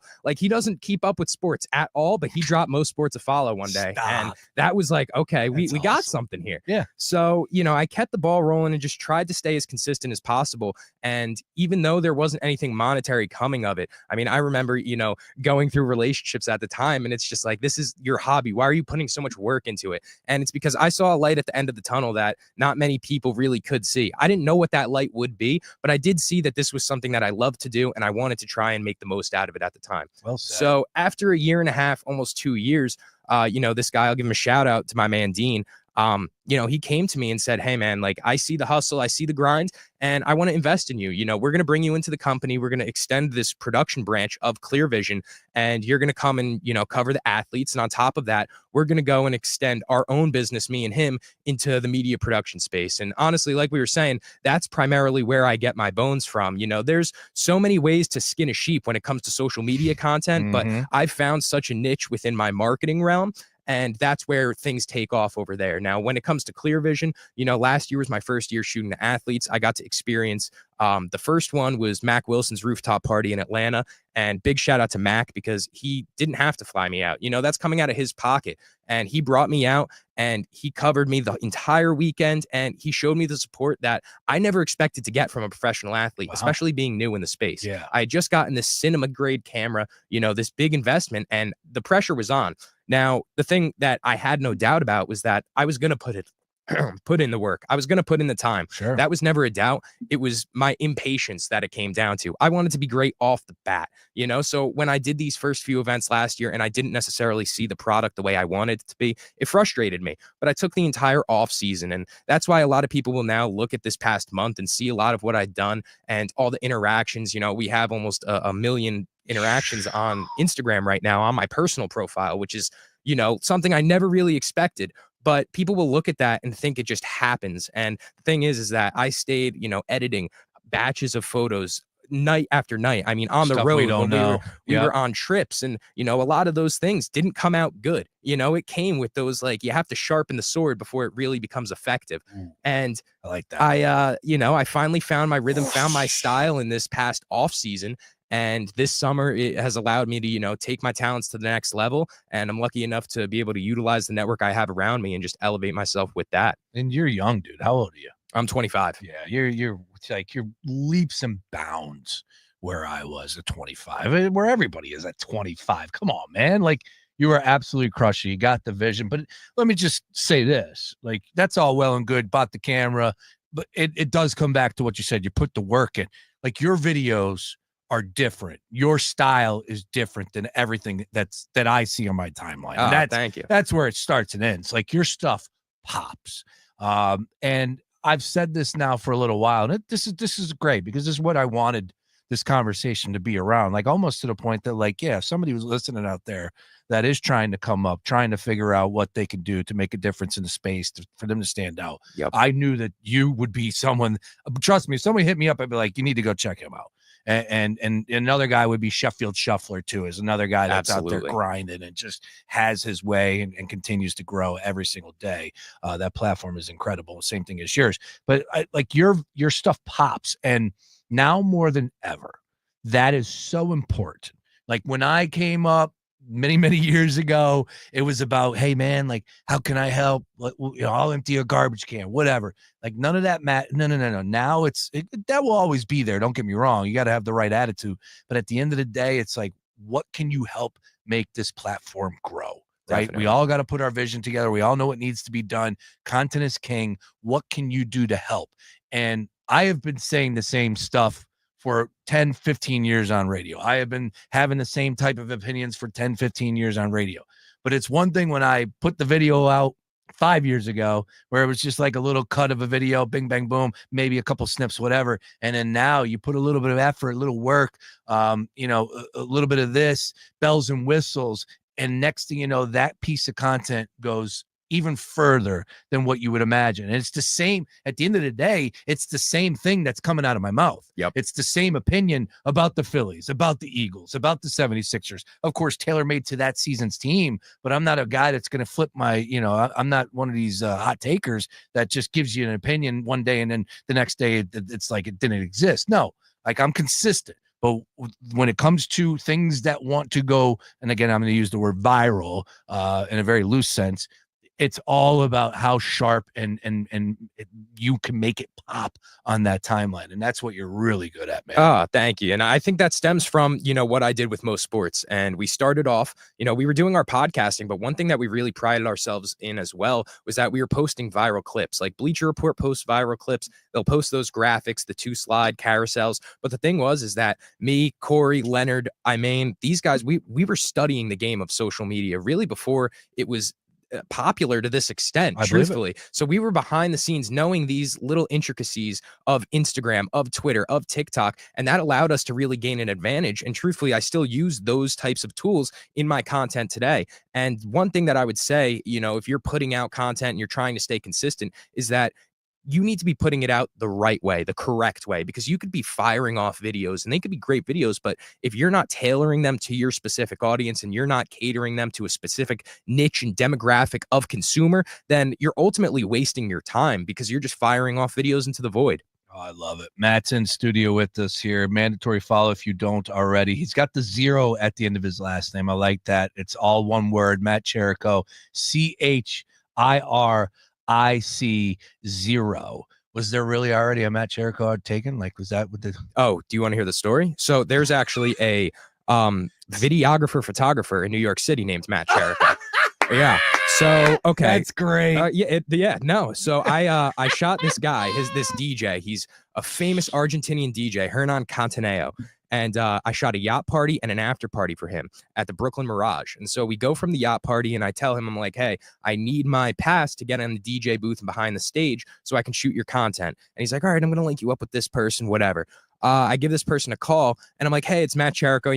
I'm calling to inquire about this pass. She's like, Matt, you've been here like 5 times. You were here last week with your crew. Like, why are you calling me? I'm like, what are you talking about? She's like, you were literally here last week. Like, just go through the back. I'm like, no, I knew because I've done my research and I obviously wanted that username. And the thing is that he's got about 10 years on me and he's been in the game for a while. And starting off, I really took a lot of his work as inspiration. Really? I reached out and I said, hey, it would be awesome to work together because like, that's a sick collab, right? Like 2 Matt Chiricos. Wow. It's like the Spider-Man meme type of thing. He's pretty good too. He's elite. He's got elite content. He's worked with Snickers in the NFL. He's worked with Dave Portnoy and Barstool and stuff like that. Okay. But the thing is that he just egoed me every time. So then it became a thing of like, okay, now I have to like make you pay for that. Like, quite truthfully, I'm a competitor. I'm an athlete at the end of the day. I'm a former athlete. So now, like, all due respect, like I'm saying, his content is fantastic. Yeah. But if you want to sit here and act as if I'm not even, a real person, like sooner or later, we're going to run into each other. We have some mutuals, I'm sure. He was at Fanatics Fest last year. I tried hunting him down. And I couldn't find him. I swear. Dude. I tried hunting him down just to say what's up. And from that moment forward, when he egoed me, read my message, hey, I'm at Fanatics Fest 2, read it, didn't answer, egoed me a couple more times. I said, it's on, buddy. I said, it's on because now this town ain't big enough for the 2 of us. I'm sorry. I'm sorry. So I have to do what needs to be done. Go. And I, to be frank, like Michael Jordan, I took that personally. Yes. And I felt like I had to take my content to the next level. That is so good, dude. That's so good. Yeah, I'm looking at his stuff right here, and to each their own. Good for him, but I know which Matt Chirico I'm rolling with. We're right applying pressure. That's the thing, and I think that's one of the biggest things is that there's a few guys out here that I've taken big inspiration on, and that I have good relationships. So like this past weekend, my guy Var, I'm sure you know Var. He's Jalen Hurts photographer. He shoots a ton of Eagles games. He's fantastic in his line of work. And he's always been super kind and respectful. Jalen's guy? He is Jalen's guy. Yeah. And he's always, I talked to him last year, just picking his brain, and he's always been super supportive and shown nothing but love. At the Philly show, same thing. And, so cool. One of the first things he says to me is, man, like, it's awesome to see your growth. So, and I treat other photographers in this same aspect. Like, there are plenty, there's plenty out here for everybody to get a piece of the pie. And I think there's just, having good relationships with other people is one of the biggest things in this line of work because, like I'm saying, there's so much work to be moved around. If I can't make it, I could pass it off to somebody else, that I trust to handle that job. So I think just continuing to network and build, even when you're already in the space, is still one of the biggest things. Shout out to my guy Breezy. He told me when I was first getting started with Clear Vision, he said, if I could give you a word of advice, it would be to do favors as long as they're not detrimental to yourself. As long as you can do somebody that favor, you should go ahead and do it. As long as it's not sacrificing sacrificing anything that you have going on, go ahead and do that. And I've walked with that, and I've taken that, and I've brought people to, events that they've wanted to get into. I've done, deals with some of my friends that they're trying to get their business put onto. So I think one of the biggest things within this space has been just the consistency in trying to elevate everybody around me, because like I said, there's enough to go around, and we can all get a little piece of this pie in the sports world. No doubt about that, man. I'm right there with you when it comes to that. Like it's fun when you have people that you're able to bring on and watch them grow. And I'm like nowhere near that. But at the end of the day, like with this little outlet that we have here, seeing guys like Sean Bedard do stuff for DraftKings, seeing Luke Reifer crossing broad, seeing Tansy crossing broad, like these guys are just continuing to grow, and it's great. Like that's what it's all about. So that's one of the things that I enjoy the most. Definitely. And I think one thing that gets misconstrued within this sports space, especially, is that a lot of times you want to look over at what the other guy is doing and say, man, he just took off. Like I'm slacking, right? Like one of my guys, Chris Persianen, he's a New York Knicks beat writer. He went to Fordham. He's great at what he does. And I remember when I was still going to school and I saw Chris just taking off, and he's one of my best friends. Like he's a great kid, and I love all of his work, and I still love his stuff. And I remember saying to myself, like, man, how do I get the takeoff like that? And then I found myself saying, like, why am I even looking at what anybody else is doing? I should be focused on being the better version of Matt Chirico, rather than looking at what everybody else is doing in their successes. There's another guy, Sean Geddes. He has a good connection on Twitter with Ben Stiller. And I was just like, I don't understand how these guys, like, all of a sudden, it's almost like they just get hand plucked and like this guy's going to have success. Yep. And to the outside, that's probably what it looks like. But little do the people know, now being on the inside, I see all the hours that get put in, all the time, all the things that people don't see. And that's ultimately what leads up to that little burst. So it's never really overnight success or just like a little, one hit wonder, you could say. It's a climax, a slow and steady climax. But if you stay consistent, it eventually does come. No doubt, man. And well said. I hope people are taking inventory on this, exactly what's coming out of your mouth for anybody that's trying to do more and grow, and regardless of the space, whether we're talking content, it professional. Like I think it fits with people that are up and coming more than anything. But you could take what you just said and apply it to no matter the profession. Relationships are everything. And, just trying to build it, realizing that this stuff doesn't happen overnight, and continue to put out good work and try and change and experiment. That's what it's all about. And have fun too, man. You got to have fun. So it looks like you're doing that as well. Getting out there, the opportunity with Devontae Smith at the softball outing last week. And Devontae ended up winning it on a home run at the end, which was ridiculous. Yeah. Let's talk a little bit about that situation, though. But Cooper DeJean is the guy, man. I'm making the case right now that he could be one of the most athletic Philadelphia sports stars to ever wear a Philadelphia jersey. Like I really do believe that. Of course, it starts and ends with the fact that he plays cornerback as a white man in the NFL, returns punts as well. Like start there. Unicorn. Yeah, that makes you a unicorn automatically. But then this dude throws down alley-oops at the Palestra, wins the three-point competition between the Eagles at the Palestra, goes to Devontae Smith's home run derby, cranks him out there. Like this dude is the chosen one, man. He really is. What are you seeing from him behind the scenes? So I actually had an opportunity to interview Coop, and I said to him at the beginning, I was like, dude, I know everyone's going to be all over you. I just want to ask you 2 to 3 questions whenever you get a chance and, you feel like the time is right. So later on, I think he respected that because he let me ask them later on. And, he said, I asked him exactly that. Like, dude, you dominate every sport you play. Like, what's the recipe? What's, Cooper's secret stuff, like in the bottle here? So he just said that, he's always been an athlete and he just loves sports. Like he loves competitiveness. He loves the game, all of them, and he just loves to win. So when he comes out and, he said he heard of Devontae's softball game as soon as he got drafted, and he wanted to come out last year, but he had a scheduling conflict. So to hear that he's kind of been waiting in the wings, it was pretty awesome that he came in, dominated the home run derby. I mean, like Isaiah Rodgers is great too. He's an awesome guy and he has a great swing, home run derby swing, but man, Cooper DeJean would just dominated. It's insane. It's unreal, actually. Like, and then he made a catch. He jumped over the fence. Stop. Wow. Yeah, it was like a diving catch. It's wild. The clip is out there somewhere. Chat, pull up the clip. Yeah. Like, Jamie, roll the clip. Like it's somewhere out there that Coop robbed. I think it might have been T.O. Like, it's just wild, man. He is an athlete, and he's only getting better. He's so young, too. Like, he's so young, such a humble guy as well. He signed everything. Oh, did Everything, he? That's man. great Like, to hear. He was signing for kids, like it gets overwhelming, man. When you're that big of a superstar and you have 100 different kids standing at the screen yelling your name, he still went over and signed a ton of autographs multiple times in the locker room, on the field, all of it. And, that's what it's all about, man. That's been one of the best parts about being, involved in this Devontae benefit. Devontae's, Logan Wilson's, Max events, David Njoku's, all the ones I've gotten to experience with Clear Vision. It is a fan experience at the end of the day. And that is what it is all about to us. And giving back, seeing the smile on these kids' faces, that just, it makes it. There's nothing better than that. Take me behind the scenes the night before. You guys did a little dinner. Where was that? At Steakhouse downtown? Yeah, that was at Live. That was at Live Casino. We had prime rib. Very nice. And so, yeah, we host a little dinner. The guys come. There's some steaks, some crab cakes, all the good stuff going on. How many guys are there? How many people? Probably 10 to 15 of the players. Nice. And nice little, it's very intimate.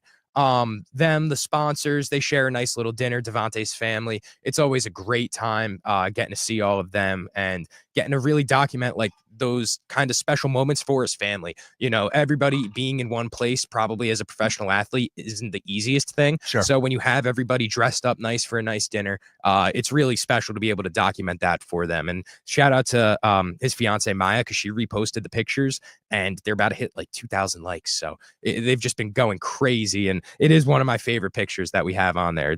They do look very nice. We got some good ones with the Philadelphia Eagles. We really do. And Devontae, of course, AJ. Yep. The list goes on. We're just talking about Cooper there.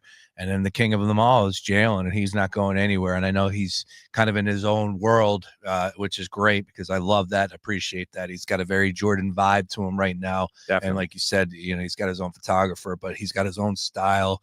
And he backs it up, and he delivers, and then some on the field. So we got a really, really good group as far as the Eagles are concerned. We're talking to Matt Chirico. He's in studio. Cousin Nikki checking in. Best guest of them all, baby. You're damn right. Yes, sir. We gotta love that. Now here's another thing I want to throw your way as far as things that you have shot. Yep.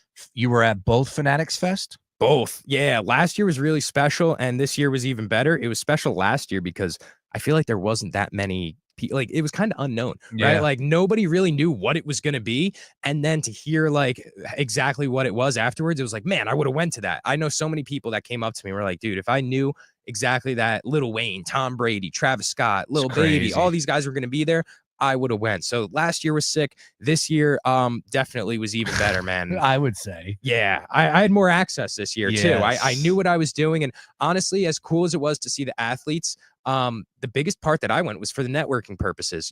These are guys that I've connected with maybe over social media, talking about like the people that represent them. They've seen my work, and now it's a time to kind of show my face and give them a taste of what I can do in person. Because I always say that, social media, you can see my content, but once it's in person and you feel the presence, and we could have a conversation actually, it becomes a whole new ball game. Yep. Because not many people, unfortunately in today's day and age, have that same like capability to be able to hold themselves and talk amongst this professional setting. So to have that type of, quality to my conversation and my social skills is a blessing for sure. Yeah, look, the Fanatics Fest looked really cool both years. Don't get me wrong. This year, it definitely looked like Ruben and company said, you know what, we did this well, but we can do it better. Yeah, we can do it better. And I think they did. It felt like from afar. Again, I wasn't there at either one.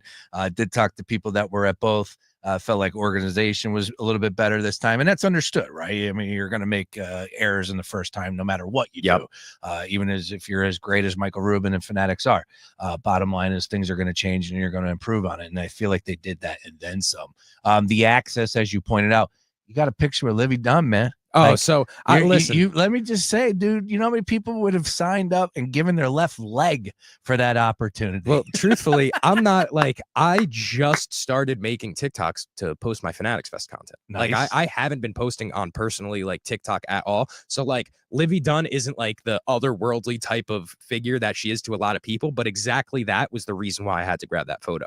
I knew like my little brother would send that in the group chat at school and I was getting all the stain. You know what I'm saying? Like I had to do that. And that's exactly what, So she was really cool. The entire weekend, like even during the Canes challenge where Joey Chestnut ate like 40 tenders faster than Ruben, Drewski, Khaled, and Livy Dunn. That was insane. And she was really cool during that. And then the next day during her signing too. So cool. Yeah, I did see that video you were able to chop up there as far as with the Canes challenge. Ugh. What's Drewski like? Drewski's really cool. He's all about the people. Like if he could just hype up people the entire day, like he will. He loves the fans. He loves interacting with just anybody that's around, and you guys will joke like he's known you his whole life. That's hysterical. It's so funny. He's the same type of guy that you would think he is. Yeah, he's definitely one of my favorites on the timeline. Yeah, for sure. If he puts out a video, I gotta watch it. Yeah, it's just the best. And the best one was the white dude. I just cracking. Oh, it's great. The one he put out there just recently. Fantastic stuff there. Yeah, again, man, nice work across the board with everything you got cooking. Appreciate you. We are lucky to have you in studio, stopping by with your busy schedule. And trust me, the door is always open. You know that more than ever with us here at the Gambler Gang. But thank you. I do want to talk some sports with you. And I know you're a diehard Knicks fan, and you got a new head coach. We do. We'll come back on the other side. We're going to find out Matt Chirico's take on the new man in charge of the New York Knicks running the sideline.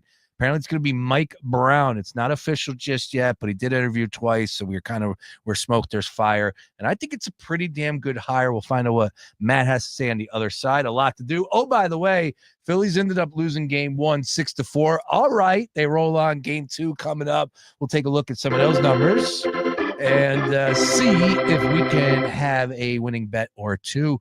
And while you're here, Matt, we're going to have some fun as well. It's 4th of July right around the corner here in just a couple of days, 2 days, as a matter of fact. Yeah, America. I need to know the must-haves for the 4th of July barbecue, according to Matt Chirico. All right, so on the other side, we're going to do all of that. It's the Daily Ticket. Do not go anywhere more after this. It's the Daily Ticket with Sean Brace, 3 to 6 p.m. Monday to Friday. Bryce Harper is back in the Phillies lineup, and there's no better time than right now. Harper, he's been out since June 5th, and the Titans were just 12-10 in that stretch. Now, you didn't need to be a baseball aficionado to see the offense lacked firepower. Just look at the recent road trip. Brilliant pitching performances wasted, including Ranger Suarez tossing 16 scoreless innings without a single run of support. Brutal. Harper's return pushes everyone back into their proper spots, locks down the first base on defense, and brings the swagger of a showman ready to deliver that clutch home run that we can count on time and time again. It's great to have Bryce back in the lineup. If you can wager on it, we're talking about it right here on The Gambler. My station, baby. Fox Sports Radio, The Gambler. Now, total traffic for Philadelphia. It's crawling on the Schuylkill westbound Passio to the Vine Expressway and Boulevard to Belmont, eastbound heavy blue route to Belmont, bumper to bumper Boulevard to the Vine Expressway. Vine Expressway tied up both ways, Schuylkill to Broad, 95 northbound. Jan Girard Point Bridge to Penn's Landing and Girard up the bridge. Southbound Jan Cottman to the Betsy Ross. Walt Whippen to the Girard Point Bridge and Bartram 320. Blue Route northbound heavy 95 to Route 1. Southbound stop and go St. David's all the way down to 95. Lara Tutela, total traffic. This report is sponsored by Rapid Radios. Rapid Radios are instant push-to-talk walkie-talkies offering national LTE coverage and no subscription ever. Business owners can now keep in touch with up to 200 staff members at one time. Go to rapidradios.com now for up to 60% off and free shipping. Run a business and not thinking about radio? Think again. Because more people are listening to the radio and iHeart today than they were 20 years ago. And only iHeart Broadcast Radio connects with more Americans than TV, digital, social, any other media. Even twice as many teens than TikTok. And that reach means everything. Just think about the universal marketing formula. The number of consumers who hear your message times the response rate equals the results. Now let's get those results growing for your business. Radio's here now more than ever, and iHeart's leading the way.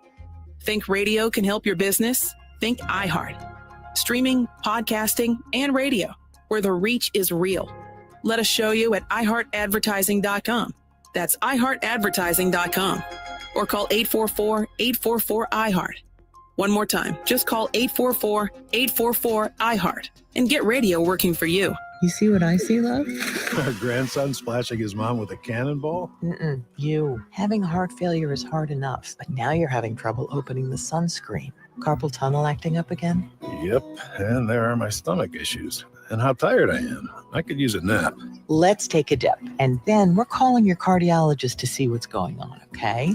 If you have heart failure and something's off, it may be ATTR-CM or transthyretin cardiac amyloidosis. It's a serious heart condition that gets worse over time. Vindamax, tafamidis, is a prescription pill taken once a day to treat adults with ATTR-CM to reduce death and hospitalization for heart problems. Tell your doctor about all your medications, medical conditions, and if you have liver problems or breastfeeding, pregnant, or plan to be. There are no known side effects with Vindamax. For prescribing information, call 1-877-278-9632. Learn more at Vindamax.com. Seeing what I see? Ask your doctor about ATTR-CM. Sponsored by Pfizer. The last thing anyone wants is to leave behind confusion, stress, or worse, family conflict.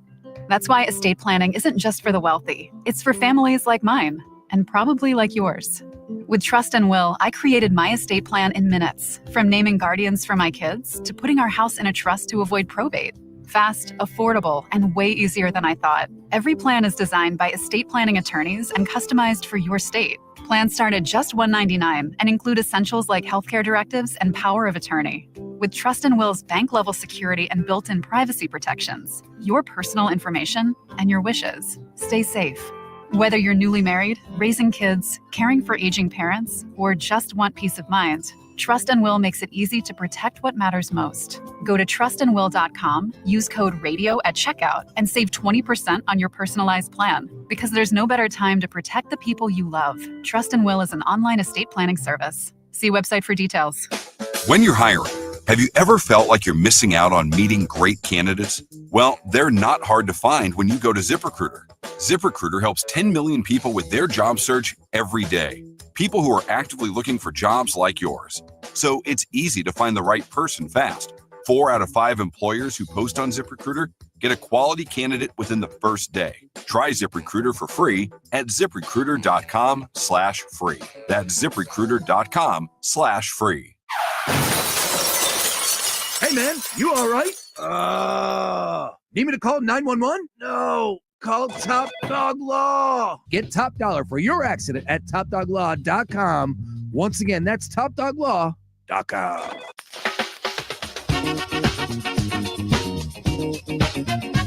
Daily Ticket with you here on a Wednesday, 4th of July week. America, as Matt Chirico said. He's in studio with us here having some fun. Of course, it is July 2nd, so, nothing too urgent on the timeline in the sports world. We're in the middle of the baseball season. A little too far for a lot of people out as far as football is concerned. Now, we are consumed by football Monday through Friday or Monday through 7 days a week, 365 here at this station. But for a lot of people diving deep into those conversations, kind of leave them. So I said, you know what, today would be a perfect day to get Matt in studio, hear a little bit about what he's got going on because it is a ton. Make sure you're following him on all things socials. Is your Instagram the same? Yep. Yeah. CHIRICO. Matt Chirico. Yes, not the guy with only a few followers. We're talking about the man with the bigger following right here. So we were discussing a little bit about Devontae Smith's softball game, and I was asking you during the break about who else played in it, and it hit me. I forgot because, man, this year they got the big piece Ryan Howard out there, which I would imagine you're a WWE guy, right? Aren't you a wrestling guy? Definitely. The pop. I love the pop. I would imagine Ryan Howard got a big pop.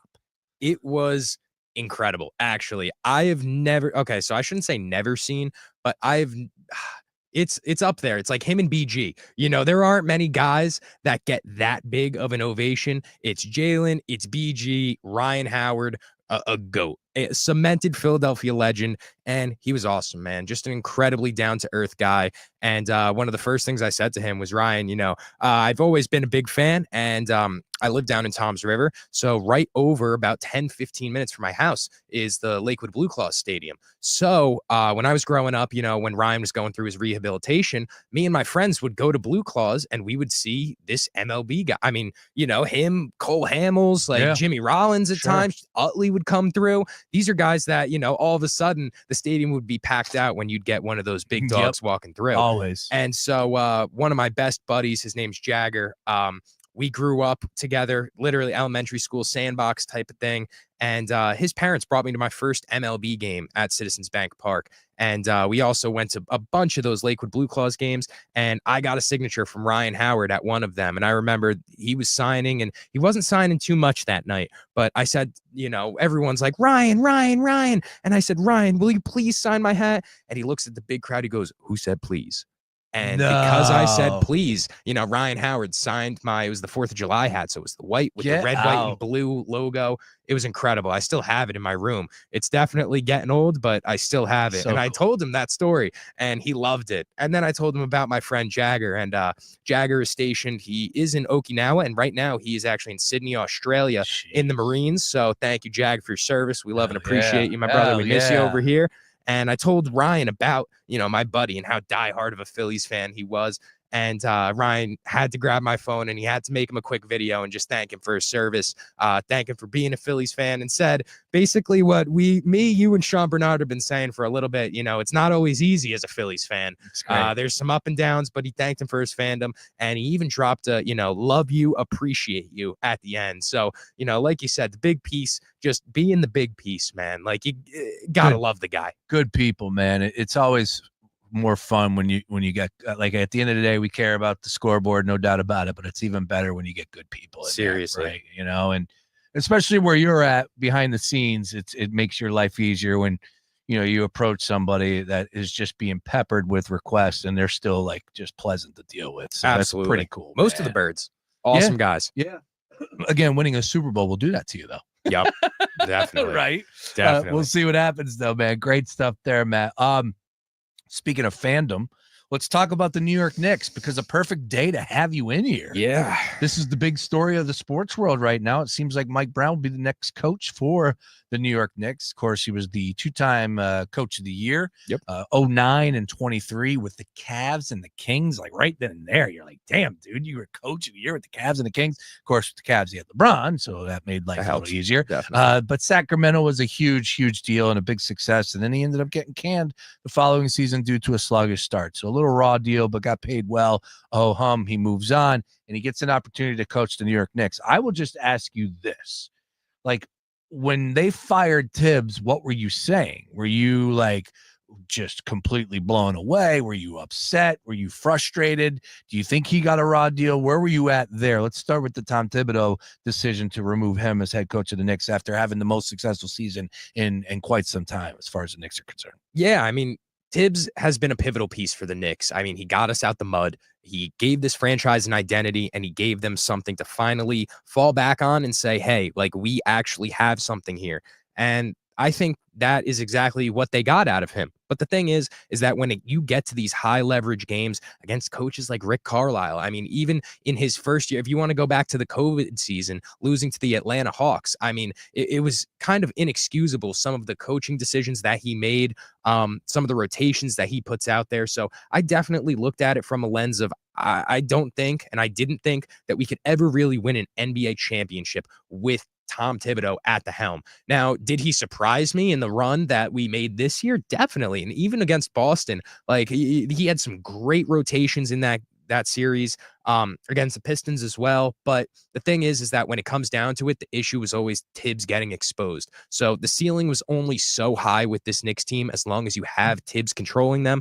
And I don't know if Mike Brown is necessarily the guy. I'd say the only thing that stresses me out is the fact that you got rid of Tibbs without having an exact game plan. And I think that's where the gray area lies, is that there was uncertainty even within your organization. And hearing that even Leon Rose, somebody who's been extremely decisive in his tenure with the Knicks, that kind of, it scared me a little bit. But like you're saying, his track record is all there. He works well with facilitating big men. Sabonis loves to move the ball around, and I think he'll give Karl Anthony Towns the opportunity to do that a little bit more. I think he's going to have OG Anunoby and Mikal Bridges more of a 3-and-D role rather than isolation guys. And I do think he's an upgrade. However, it's not as big of a needle mover as I think, some people want to make it out to be. So, but is that a necessity at this point in time? Like, to me, the players are the players, and you got a damn good roster, and you made some moves already as far as to solidify that bench, which was a huge deal last year at the end of the season. And then, of course, I think with the removal of Tibbs, as much as I liked him and appreciated his style of coaching, I don't think it was beneficial at the end of a long playoff run. It's a long season, and then you add on another season that, filled with 7-game series. It's a whole season. It really is, because all of a sudden, like, I was looking at my calendar and I'm like, the Pistons, I remember it was mid-Celtic series, and I'm like, we played the Pistons a month ago? Like, it's wild. Correct. And all of a sudden, like, you're wondering why these guys, their tendons are snapping like Hubba Bubba. I mean, hey, the strain that they have to be going under is probably ridiculous. So, I mean, between Halliburton, you have Damian Lillard, you have Jason Tatum. I mean, it's wild to me. It's crazy. And look, I'm not going to sit here and say Mike Brown is going to get him to the promised land, but I just feel like that the reason why Tibbs was fired was because of that, his coaching style, and he was not going to change it. And I think it was pretty easy to see, that look, it might not be the singular issue of why the Knicks did not get to the NBA Finals. But I just feel like that if you were to approach that series having a little bit different as far as substitution, but again, he had what he had to work with. Maybe we're talking about a better chance of winning that series. And then, oh, by the way, if you get to that NBA Finals, you do win that series, you still got to win 4 more games. So it's not even like you still got to go through another level. Daunting Oklahoma City team. It's I mean, insane. It's wild. And I think when I saw Rick Brunson having to tell Tibbs these commands and how to kind of coach at the end of games in the Indiana series, I said to myself, all right, if we lose here, this guy's getting canned. I mentally was preparing myself for that moment, because it's clear that he never lost the locker room. Everybody loves Tibbs, but he lost his coaching staff, quite frankly. I think they look to him more of a peer rather than, hey, this is our leader. And that's a big problem, especially in the NBA, when your head coach is a huge pivotal piece. Cousin Nikki checking back in on the chat. He said, shout out to Matt's guy, Deuce McBride. Are you a big Deuce McBride guy? So let's just say, don't be surprised if next weekend me and Deuce are sharing a nice dinner. Let's just say that. Got some things in the work with Mr. McBride.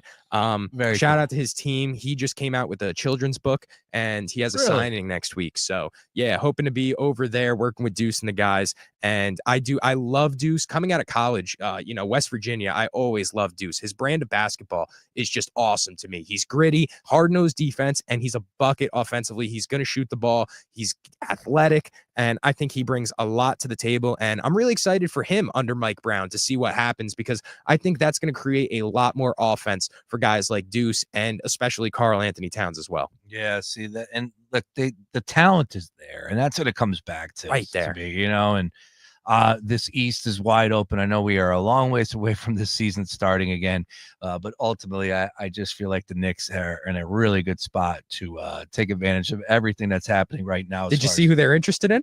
As far as players are concerned? Yeah. Who else is out there? Former Philadelphia All-Star. Oh, no. Yep. There's interest. There is interest in Ben Simmons coming to New York. Yep. They think he can apply some facilitation off the bench. Now, listen, for the right price, I'm not opposed to it, because he did have stints with the Clippers where it looked like he was able to move the ball around. If we don't need any offense, if Jordan Clarkson can take enough shots for the two of them, I'm cool with it. See, look, you can have your opinion. That's fine. I'm not here to change your mind. I want nothing to do with that dude. That dude doesn't love basketball. Right. He's completely shot in the head.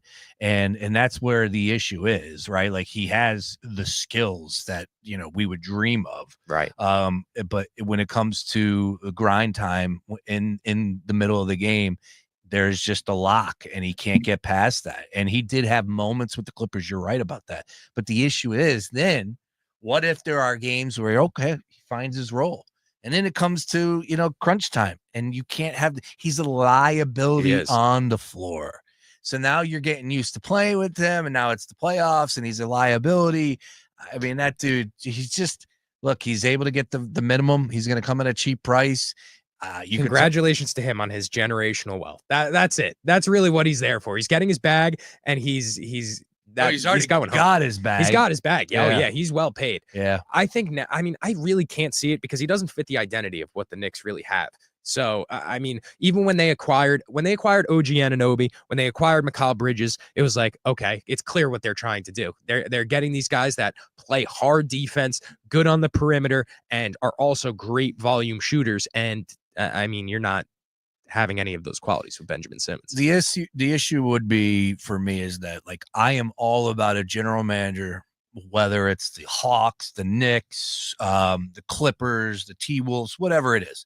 Like, they see the vision. This is a former number 1 overall pick, and you are getting him at just an unbelievable cheap price. Right. And then you see the length, and you understand the defense, and you're like, man, this guy could run the floor, and he does it in practice, right? Like, the summertime is here. We see Ben Simmons shooting shots all the time. It's like him and Mitchell Robinson shooting 3-pointers for whatever reason. I just, as far as if I was in a general manager's role, there's no way I would even sniff that. I would want nothing to do with it because I just know what's at the end of that tunnel. Yep. And there's nothing positive. So, look, he's probably got another year left in this league, and I don't think he's going to be playing basketball after that. I really don't. I think he's going to be done. But like we talked about, he made a ton with the 76ers, so good luck to him.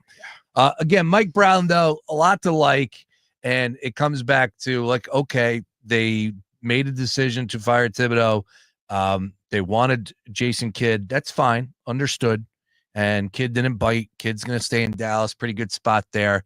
And that's one of the things that I was putting out there earlier, Matt, was that, like, hey, if Jason Kidd doesn't sign this contract extension, doesn't get a contract extension with Dallas, Dolan's an absolute maniac that if he becomes available, Kidd could be the next coach next season. Who knows? Right. But Mike Brown is the guy right now. And I think he lifts things up in a different manner. I think he connects well with the players there.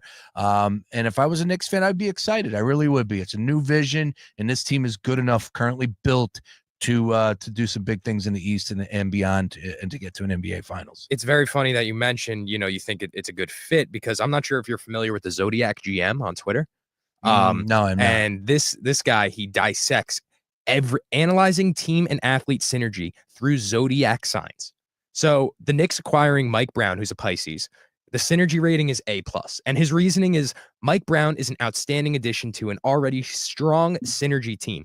His Pisces energy complements Jalen Brunson, a Virgo, very well as the Pisces-Virgo connection, which is already quite powerful.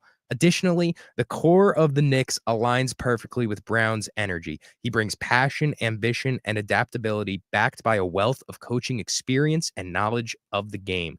His strong connections are with Karl Anthony Towns, OG Anunoby, Josh Hart, Mikal Bridges, and Deuce McBride. How about that? So I don't know. I don't know if I believe all of it, but hey, yeah, it's something to hang my hat on at the end of the day until the season comes. Oh, I love it. Great stuff there. All right. Matt Chirico hanging with us in studio. Of course, Knicks seem to be the talk of all things sports right now. And with Mike Brown will be the new head coach for the Knicks. It's not exactly signed on the dotted line just yet, but here we are with the Knicks moving forward, and rightfully so. They got a good coach there with Mike Brown. It does not surprise me that he was the one to rise out of the other candidates. They didn't get their guy in Jason Kidd. Oh, well, they shot for the stars. But like I said, that ship has not sailed entirely just yet. We'll see how that one plays out. All right, Matt, fun one before we get out of here today, because I want to get your thoughts as far as 4th of July is concerned. Are you a firework guy or not? You seem like you're a firework guy. Yeah, I'm with it. I mean, hey, I'm not going to be the one lighting them. Listen, Jason Pierre-Paul, I'm a Giants fan. Back up, Tear. Back up, Tear. Back it up, Tear. That can't happen. No. I'm not going to be the one lighting them off, but I'm definitely good to be sitting back in my chair, cracking a few cold ones and watching them take Now place. you got my attention. All right, Yep. So we got a cold one in hand. What are we sipping on? What's Matt Chirico sipping on at the 4th of July barbecue? So honestly, I'm not a big bubbles guy when it comes to alcoholic beverages. So like while everyone's overhanging with the White Claws and, you know, all those types of things, the bubbly ones, I like the Sun Cruisers because they're just smooth and they got, you know, they get the job done. Yeah. You know, they're reliable. So I'm going to go with one of those. A steak on the grill, can't miss. Ooh. Has to be some baseball on the TV. Now we're cooking. Maybe, you know, the speaker is absolutely present. Yes. The Divorced Dad playlist is at full blast. I'm talking Nickelback, Cherry Peppers, you know, all Daughtry, all the above. So, yeah. There's a cutoff. I have no sleeves. The biceps are out all day. Yes. So that's honestly probably exactly what you'll find me That's doing. hysterical. on 4th of July. The Divorced Dad playlist. Oh my goodness. Bangers. Nice work there. All right. Yeah. And I'm throwing it out there to the people. Good one for the timeline.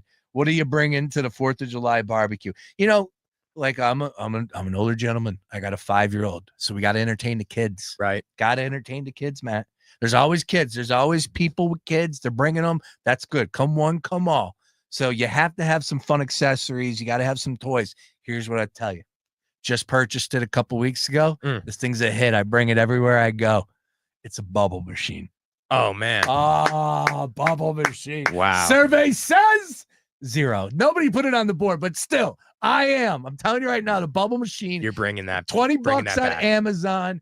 You put it in there. It's got 4 batteries. That thing just runs bubbles galore. Yeah. And it entertains the kids. You got the music going, Divorced Dad playlist, bubble machine rocking, grills on fire. Of course, you got the burgers, the dogs, the steaks, all of that and more. And also this, I am not a sicko, but I am a guy that can't pass up and spending money. I think I spent like $45 on this dumb stuff the other day at the grocery store. You know, the bracelets, the glow in the dark bracelets, the 4th of July. And I got this necklace, you know, with the stars. You can find some sunglasses got with the them. sunglasses, the whole 9. too. You know, got to have the accessories. The glow in the dark. Yeah. Gotta Take it back. bring them. Gotta bring them. There really isn't. I mean, there's not many days that make you feel as prideful as 4th of July. I like that. You got to embrace it while it's here, because if you just like, there are people that are just too cool for it. And it's like, No. what do you get out of that? You know what I mean? Like, you're going to be that guy. Like, you must be fun at parties. Like, that's literally that quote to a T. I love it. If you're not at 4th of July parties, I mean, I'm slinging can jam. Definitely some cornhole is going on. If there's a volleyball net, we're getting up. We might be getting a little sweaty. I like Hopefully a pool is present. Yeah, gotta have a and all the vibes, man. All the vibes. So our neighborhood is great. We have this. We're on 9th Avenue, and then there's this gigantic hill, and like you get up to the top, and on the other side of that street, you get the perfect view. But these people, this is now like our 5th year there. We'll do it again. These people just open it up, man, and they provide, and it's so cool. And it's what you said, man. It's like, dude, it's the 4th of July. We're all coming together. It's red, white, and blue. I know that we have we're a nation of differences at this point in time, but bottom line, in that moment, you look around, you're like, man, this is pretty damn cool. This is what it's all about. Love thy neighbor, and man, 4th of July, I love it. It's one of my favorite if you're sitting holidays. there, fireworks are overhead. Proud to be an American is bumping on the speaker, and you have an alcoholic beverage in hand, and you're telling me you're not in a good mood. Like, I just don't believe you at the end of the day. Baby, you know, I don't believe you. Oh, I love it. Great stuff there. Hit us up at Fox PHL Gambler. Get involved with the chat here on YouTube. Of course, all things socials as well.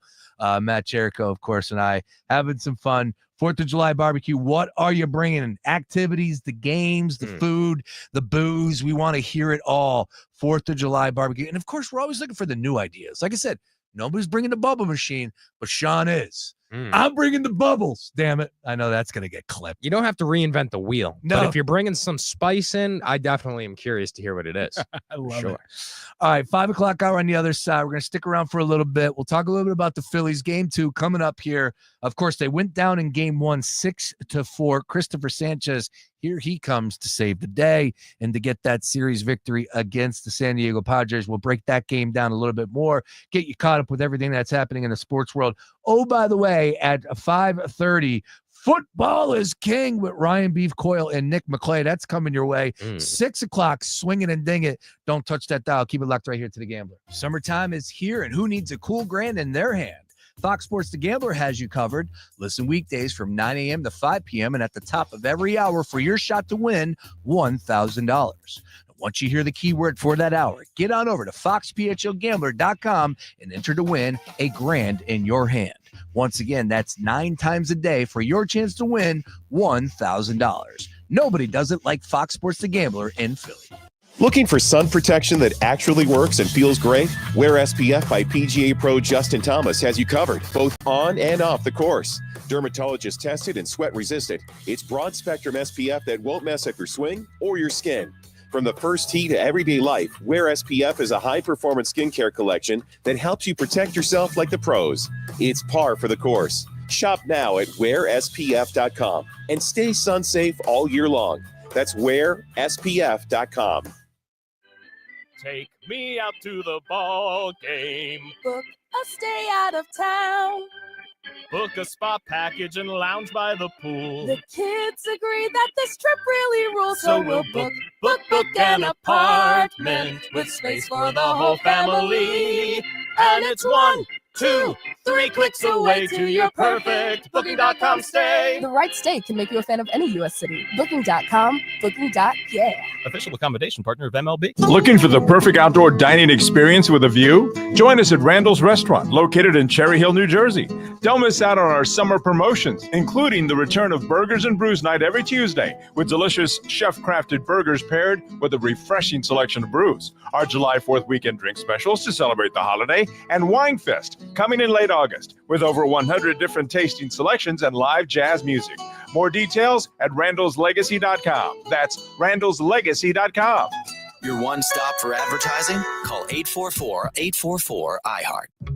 Discover the 4th of July sale at Target.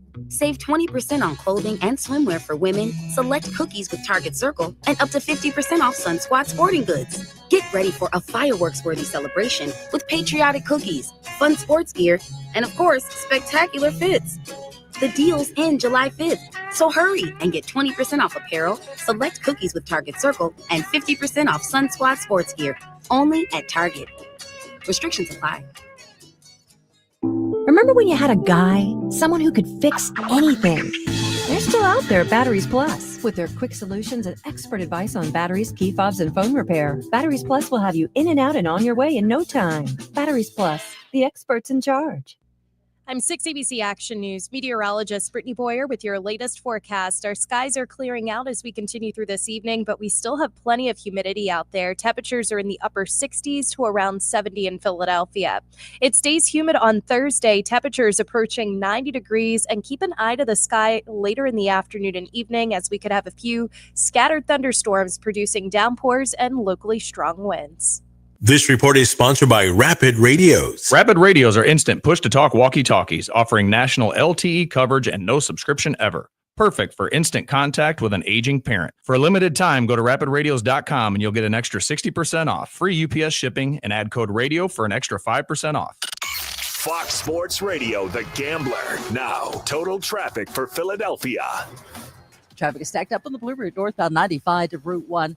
Then further north between St. David's and the Schuylkill, there's a disabled vehicle.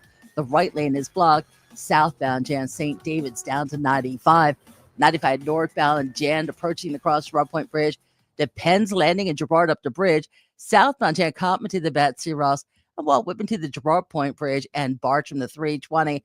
Westbound Schuylkill crawling past Young Divine and Jan Boulevard to Belmont. Eastbound Jan Boulevard to South. Artotella total traffic. This report is sponsored by Rapid Radios. Rapid Radios are instant push-to-talk walkie-talkies offering national LTE coverage and no subscription ever. Business owners can now keep in touch with up to 200 staff members at one time. Go to rapidradios.com now for up to 60% off and free shipping. The last thing anyone wants is to leave behind confusion, stress, or worse, family conflict. That's why estate planning isn't just for the wealthy. It's for families like mine. And probably like yours. With Trust and Will, I created my estate plan in minutes, from naming guardians for my kids to putting our house in a trust to avoid probate. Fast, affordable, and way easier than I thought. Every plan is designed by estate planning attorneys and customized for your state. Plans start at just $199 and include essentials like healthcare directives and power of attorney. With Trust and Will's bank-level security and built-in privacy protections, your personal information and your wishes stay safe. Whether you're newly married, raising kids, caring for aging parents, or just want peace of mind, Trust and Will makes it easy to protect what matters most. Go to trustandwill.com, use code RADIO at checkout, and save 20% on your personalized plan. Because there's no better time to protect the people you love. Trust and Will is an online estate planning service. See website for details. Take me out to the ball game. Book a stay out of town.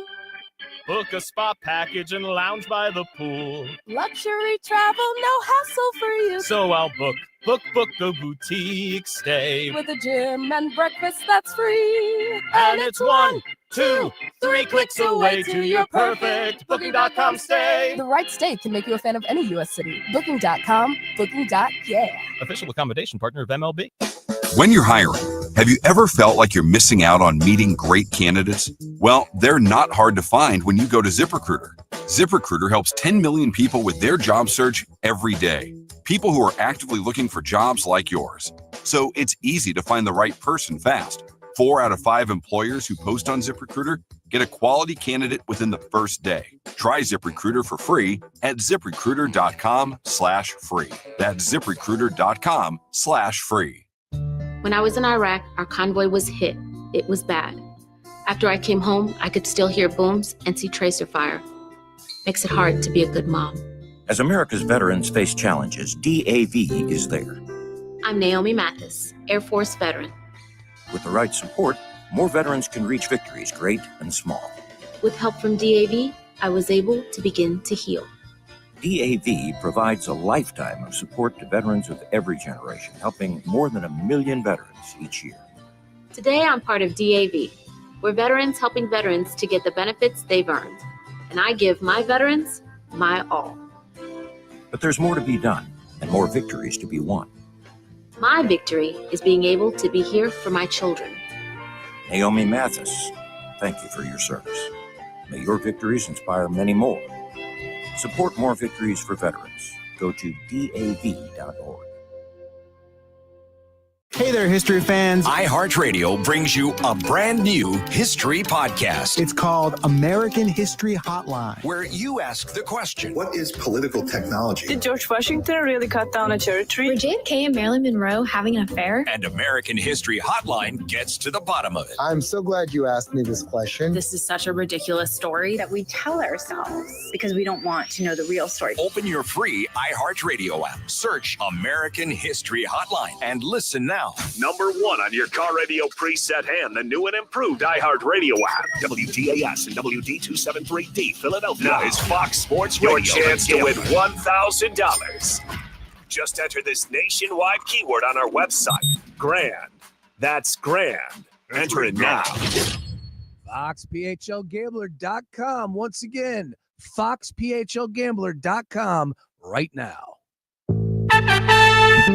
Big 5 o'clock hour here. Daily Ticket. Matt Chirico hanging with us. Great to have him in studio. Having some fun behind the scenes. Talking a little bit more about Fanatics Fest and the monster that Michael Rubin created.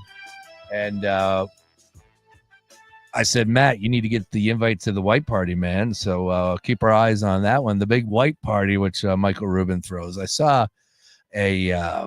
what the hell is his name? Joey, he's a fantastic comic from Indiana, and he did a bit about the Entourage gang.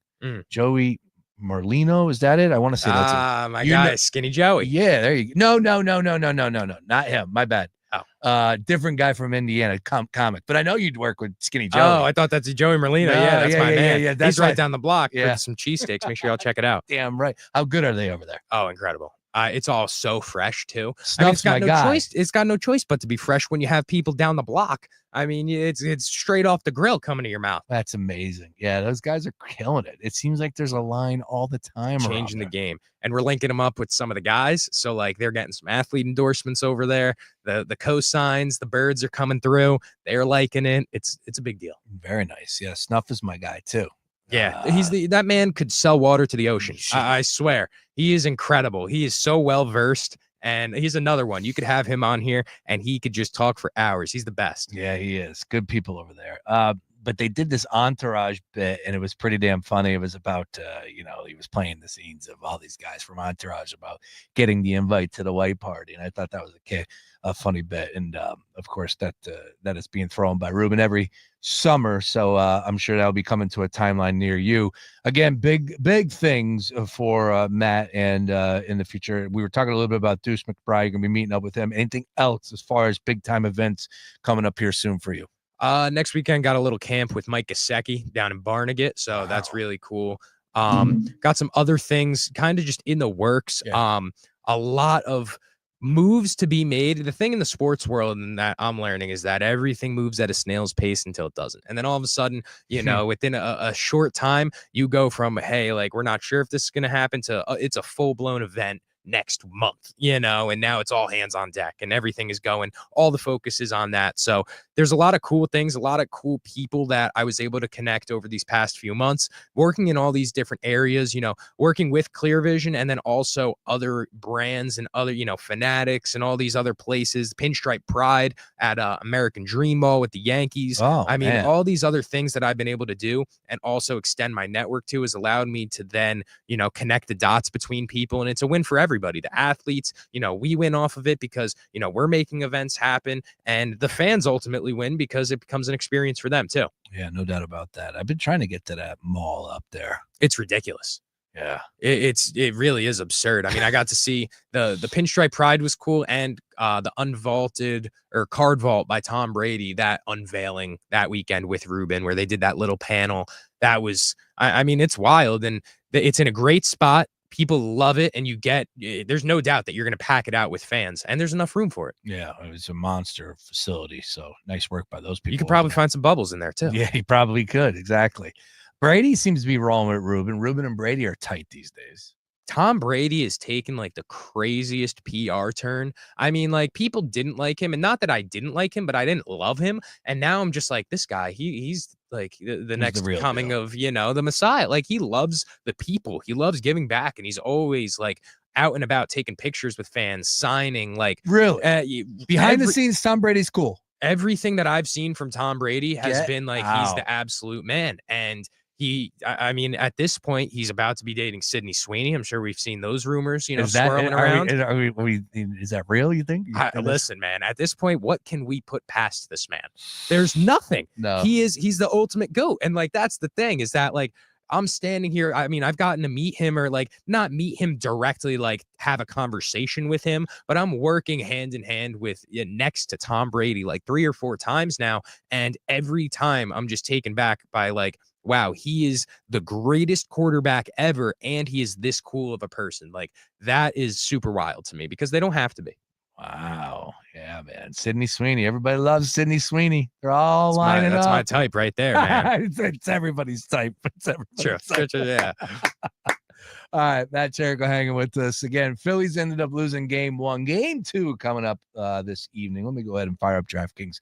See exactly what time we got. 6:15 first pitch. Christopher Sanchez versus Dylan Cease on the mound. -158 for the Phillies, +129 for the Padres here. Low total of 7.5, which is intriguing. I would say don't dance with the devil against Sanchez because he has been lights out, especially in the month of June. 5 starts, 1.48 ERA. Last time out, 11 strikeouts. He's showing 6+ at +130. Maybe take a little flyer on that action there. 5.5 at +130 to get to 6 on DraftKings. So that would be something that I would look at. Definitely be interested because he has been ripping it up. As far as Schwarber's my guy, Matt. He went yard in game 1. I'm going to back him again here in game 2, even lower price. So that tells you a little something there. I don't have a feel for this Phillies team to go out there and win tonight, but I will back Schwarber on the 2+ bases and get those 6 strikeouts, and we'll lock that in on DK. See if we can get a winner there. That'd be nice. Let me put you on to a little game that me and my friends play. Ooh, I like this. So I'm in a group chat. I'm a Yankees fan, but I'm in a group chat with a bunch of Mets fans from Queens and all over Staten Island area. And a game that we play is that we send the Mets lineup and the odds for that player to hit a home run that night. Okay. And so if, say, we're looking at Kyle Schwarber, +225. If you get that right and Kyle Schwarber hits a home run, you get 2.25 points. And at the end of the year, the person with the highest point total wins. If that guy hits 2 home runs, then you're going to get 5.5 or 4.5 points. So it becomes a game where like you're betting on the odds and you're playing with the odds, but at the same time, like you have a long season where if I get on a heater of just picking the right guy, and now it's become like guys are really looking at matchups. Oh, all of a sudden we're looking at, we know it becomes like you're more of a fan of the game all of a sudden because you're dissecting every single thing. So it's like, oh, what does Trey Turner do against lefties, in the state of Houston or in, when it's sunny out versus when it's rainy. And then we're having these conversations and all of a sudden these point totals, at the end of the season, the point totals are ridiculous and it becomes a lot closer. Like you would think somebody runs away, but it's tough, man. Yeah. And it becomes a really fun game.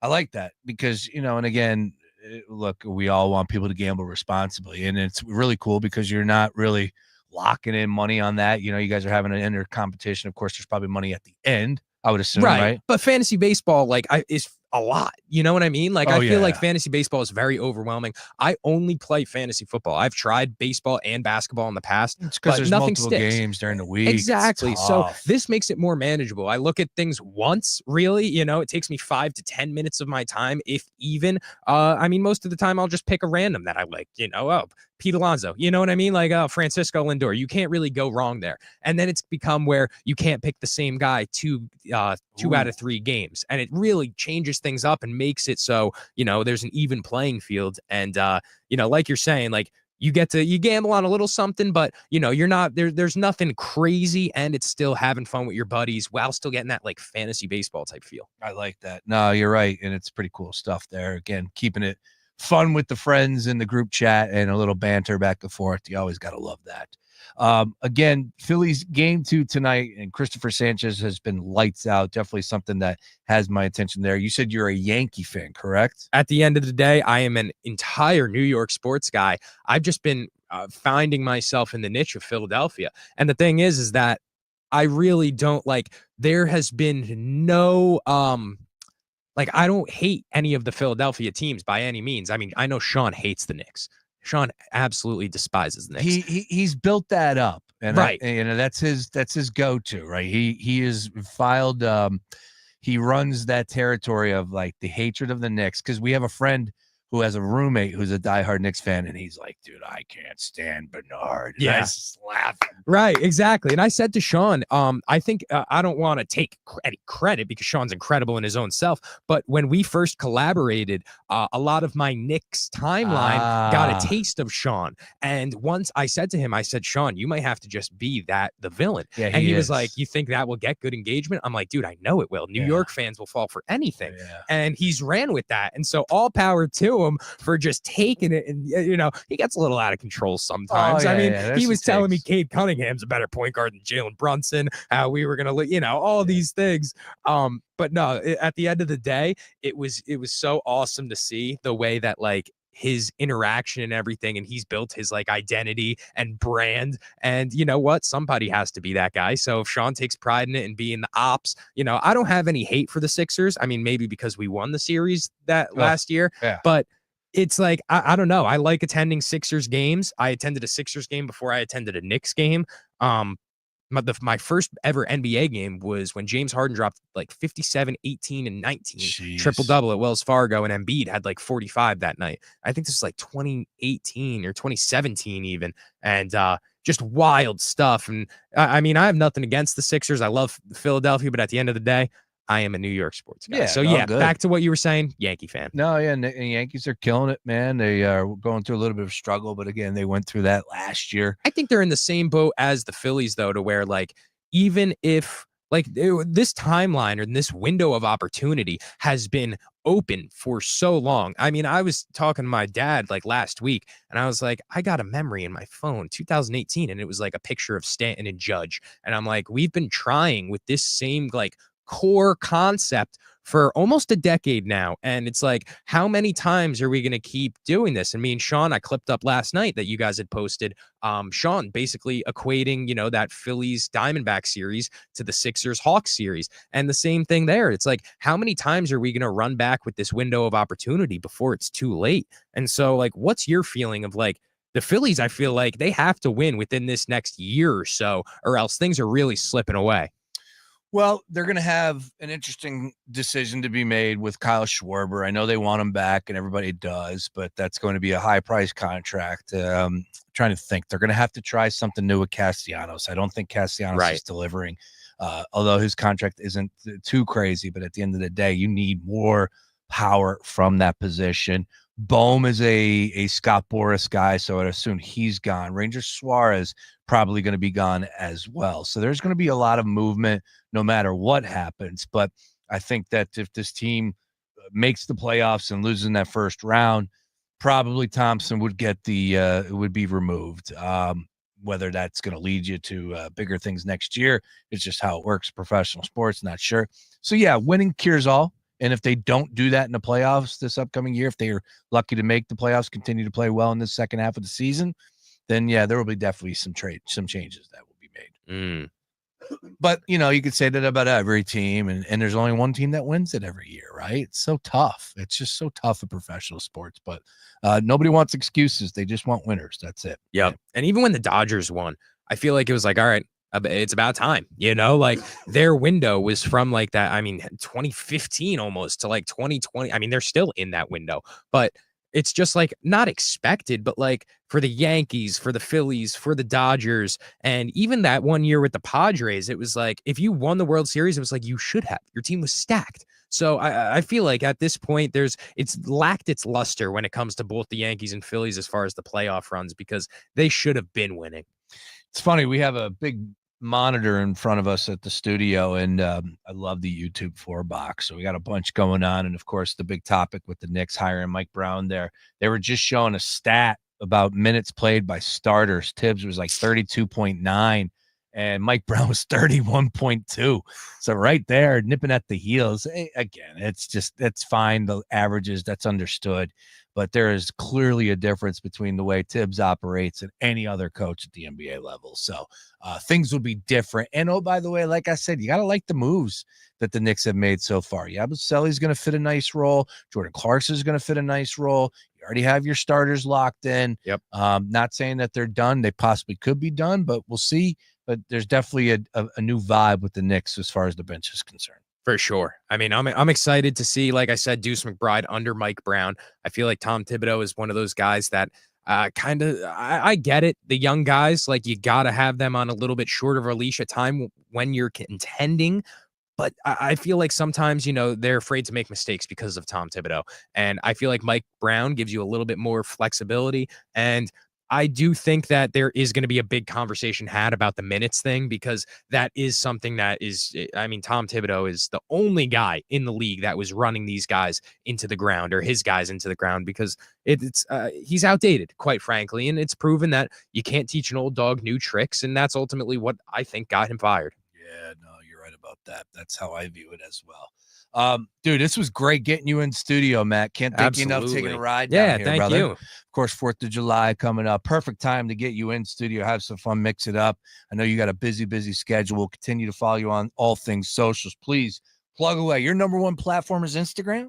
I would probably say, yeah, Instagram's where I'm the most active, at Matt Chirico. The last part is the Z, or the O is a 0. That's MATTCHIRIC 0.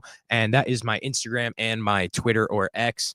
And yeah, you could add me on all platforms. And if you want to see the content that I'm making, you could follow Clear Vision on Instagram. You could follow Fox the Gambler on Instagram, because we're always cutting up clips over here as well. You could follow Moses the Jeweler. We're cutting up his clips. I mean, we're everywhere. If you don't see me, you're seeing one of my clients. So just know that we're always moving. We're always working. And we've got some stuff on the way over on this side for both myself and with the Gambler guys. Moses the Jeweler. Yeah. Now, he is the one that is really all over the place, right? Nuts. The guy is incredible. My mind is blown by him every time I'm, working on his stuff. That's him, 1.9. How'd you mix up with him? So, my guy Dean is good friends with the AK family, and they own a booth in the Diamond District. And so we've went in a couple times, and Dean is a big man of faith, and so is Moses. And Dean went up to Moses and basically just said, man, like, I love your platform, love what you're doing, keep up the great work. And then we've seen him a few more times. And then all of a sudden, we became like, hey, man, how's it going? We talk for a minute. And his best friend, Ben, posted one day on Instagram, we're looking for a video editor and videographer. And so we came into contact with them, sat down, started showing them some of the work. And not only was it the work that, we were showing them, but it was also, hey, man, like, we see what you're building and we think we can contribute something as well. Like, clearly what you have is working. Like, let's get some NFL guys in here getting iced out, like, let's get some influencers that we know in here and getting iced out, making this content, making deals happen. And so we just continued to establish this relationship to where I'm editing clips for them. We're running a clip page. So if anyone wants to check it out, it's called Moses Vault on Instagram, TikTok, and YouTube right now. We have a Facebook coming soon and a Twitter coming soon as well. So there's a lot of moving parts, but it's all the best stuff, man. It's all great stuff. And like I said, I'm incredibly blessed to be in this position, incredibly blessed to be here in this room. And I just got to give all glory to God, man. He's done great things for me and continues to, put me in incredible positions. You keep it going, man. Obviously, we're going to be teaming up and working with some stuff here in the future. Get you back in here on the show, and football season right around the corner where we know we're going to all be busy. So it's going to be a lot of fun. But Moses the jeweler is the real damn deal. That's pretty crazy, man. You got linked up with him. Hey, you ever need a bust down AP? You know where to, come on. I need that. Let me get that rolling, man. I don't even speak that language. What'd you say? What's the AP? What does that mean? So a bust down AP is an Audemars Piguet watch that is coated in diamonds. And that's great. Yeah. That's great. The bust down is the whole diamonds look. Like when you see and it's all covered, that's called bust down. Okay. Yep. That is hysterical. Yeah, look, I am a fan of obviously nice watches. Now, when you do bust it down with nothing but ice, that's another level that I don't think I'll ever get to. But one day in life, I would hope that I would rock a Rolex. Well, see, the thing is, the crazy part is that the bust downs realistically are, and this is a little game, you guys can't leak this. Okay. Bust downs are cheaper as far as for the manufacturer, but they sell for more.